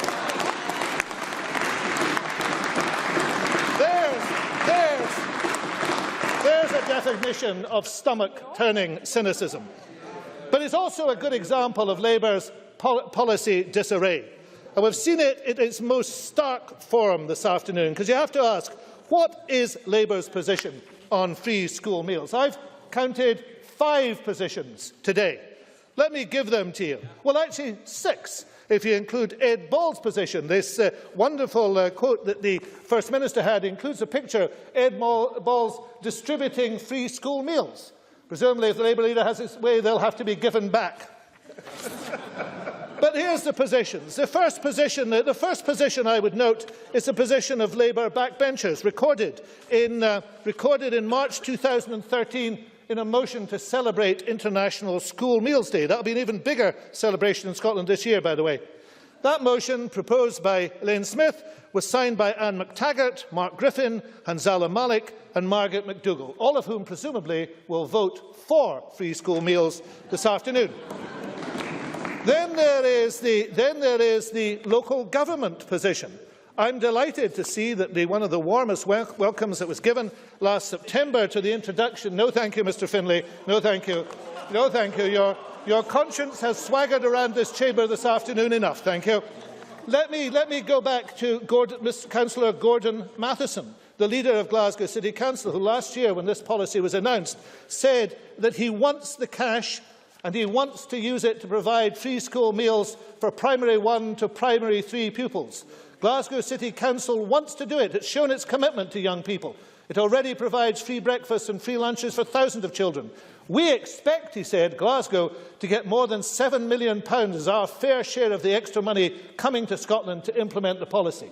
So that's the second position. You've got a group of backbenchers who are in favour. You've got Glasgow City Council and no doubt other councils in favour. Let me look at the trade union position. Alec McCluckie, the GMB Scotland's senior organiser for the public sector, just this afternoon said, "There is so much good in this announcement. It will help tackle poverty and social exclusion and help remove the stigma some attach to free school meals." So there's three Labour positions. Of course, there's Mr Chisholm's position as well. I'm sorry, Mr Chisholm said that the free school meals was not a single mention in the White Paper. There is. But I was puzzled by the number of other things that he said. I have to say that Mr Chisholm was also wrong about Labour policy in the UK. Labour policy in the UK, as announced at the 2013 conference, had two pledges. One was 3- and 4-year-olds to 24 hours a week, claimed to be able to cost £675 million, but actually will cost over £1 billion, and schools open from 8 a.m. to 6 p.m, but no funding attached, so local authorities would have to meet that cost. But the astonishing, and I'm grateful to Mr Chisholm, the astonishing thing this afternoon, his contribution, was the commitment he made for the Labour frontbench. Apparently, Labour will match whatever the SNP does in 2016. Now, previously, the only policy that Labour had was a commission. It was raised with the First Minister when the Labour leader met. It was raised again in the debate in this chamber. But now we know what the Labour position is, matching whatever takes place. Mr Chisholm. When Ed Balls and Ed Miliband made their announcements in September, Joanne Lamont on our front bench said that we would give the consequences of that policy if we were in government in 2016. Well, I'm afraid that is simply not good enough. You haven't costed the policy. You haven't said when you're going to deliver it. And today you're going to vote against it. I mean, that's the most astonishing thing of all. I notice Mr Bibby is pointing. Let me come to Mr Bibby's position, which is also unique. Mr Bibby can't add 60 and 74. What he thinks is, no, I'm sorry, Mr Finlay, I've said no. He actually says that this can all be afforded, the Labour policy can be afforded within the £134 million over 2 years, and yet he has admitted that the cost will be £100 million a year. These two things do not compute. Neither does Kezia Dugdale's claim on Radio 4 today that she wanted to have 10,000 two-year-olds included. Our policy, the policy announced by the First Minister this afternoon, includes over 15,000. So I cannot see what would stop you supporting this policy this afternoon. The reality of this... No, I'm sorry, I want to finish. The reality this afternoon is this.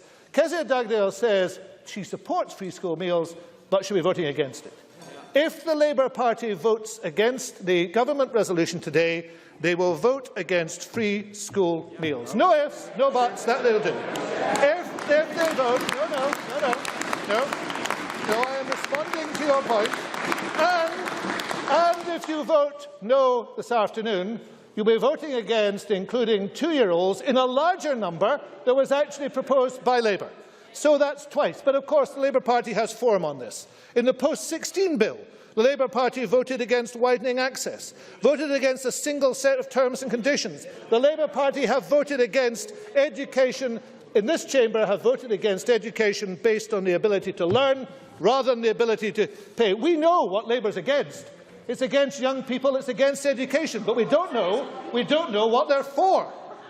Now, George Adam, however, put it well this afternoon. The SNP is single-minded in favour of the people of Scotland, and particularly the children of Scotland. We want this country to be the best country to grow up in. We have to achieve real transformation, and that can only be done by independence. The figures are clear. It is absolutely clear. Independence isn't an abstract. Independence is a way in which you make Scotland better. It's a key that opens the door to the transformations we need, not just in childcare, but across our society. And step by step, Presiding Officer, we're getting there. We've made commitments. We're honouring commitments. We're making those commitments for our country and, most of all, for our country's children.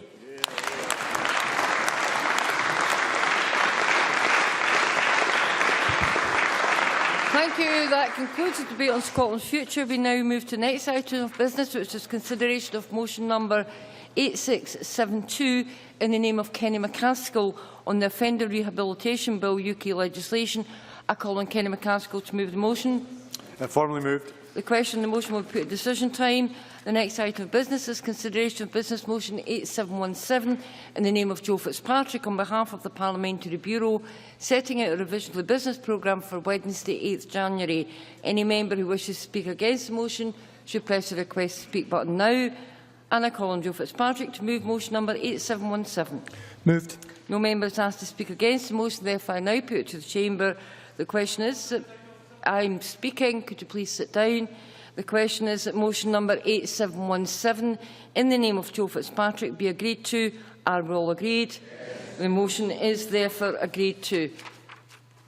Mr. Smith. I apologise for the discourtesy in interrupting you, Presiding Officer, but I just wanted to be clear before we come to the vote on today's motion, because I think the Cabinet Secretary was somewhat remiss to suggest that we are voting on the principle of free school meals in this vote today. As the motion clearly states, we're voting on the Scottish Government's belief that independence is the best future for Scotland. That is what this side will be voting against, and that's what we hope the people... Mr. Smith, I think that's a debating point. It's not a point of order.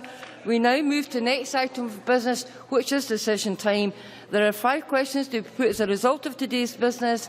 I will wish to remind members that in relation to today's debate on Scotland's future, if the amendments in the name of Joanne Lamont is agreed, the amendments in the name of Ruth Davidson and Willie Rennie fall.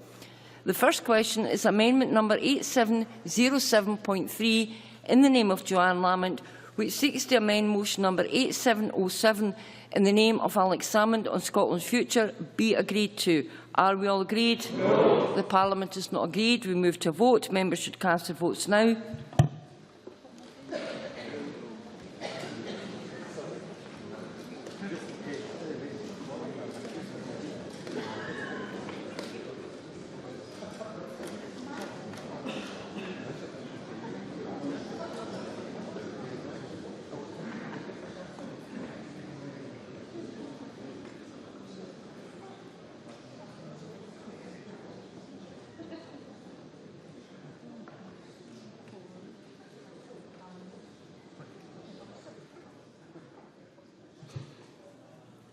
The result of the vote on amendment number 8707.3 in the name of Joanne Lamont is as follows.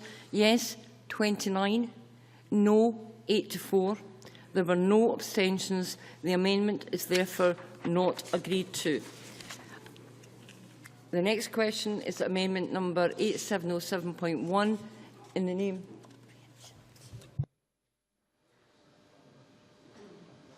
I'm sorry. The amendment has... Sorry.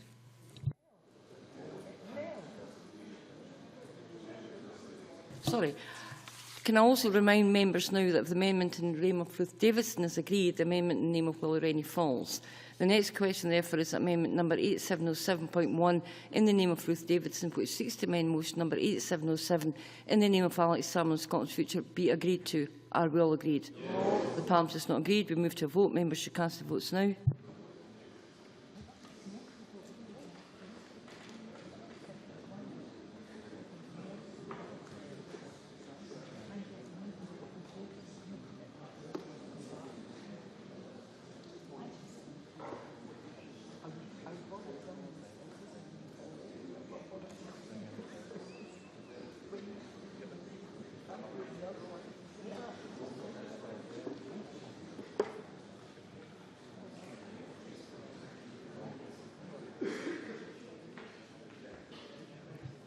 The result of the vote on amendment number 8707.1 in the name of Ruth Davidson is as follows. Yes, 17. No, 96. There were no abstentions. The amendment is therefore not agreed to. The next question is amendment number 8707.2 in the name of Willie Rennie, which seeks to amend motion number 8707 in the name of Alex Salmond on Scotland's future, be agreed to. Are we all agreed? The Parliament is not agreed. We move to a vote. Members should cast their votes now.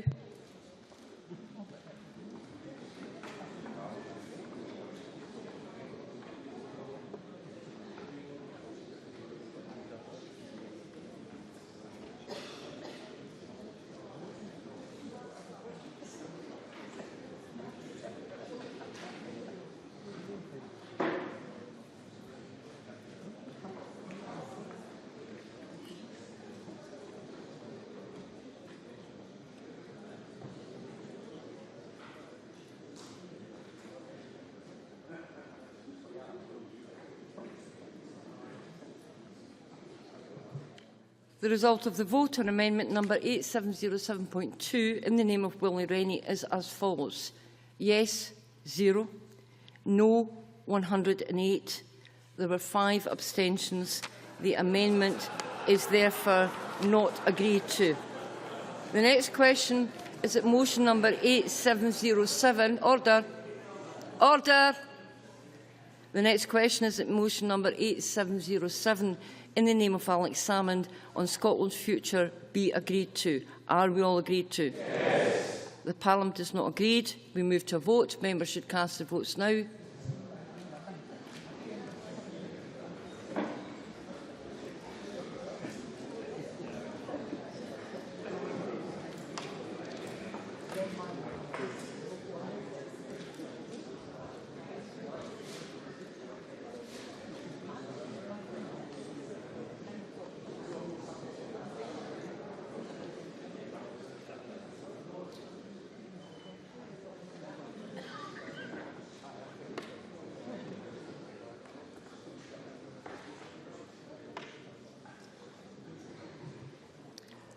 The result of the vote on motion number 8707 in the name of Alex Salmond is as follows.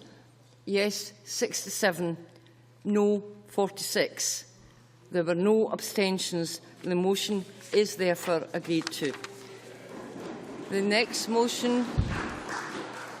question is that motion number 8672 in the name of Kenny McCaskill on the Offender Rehabilitation Bill UK legislation be agreed to. Are we all agreed? The motion is therefore agreed to. That concludes decision time. We now move to members' business. Members who are leaving the chamber should do so quickly and quietly.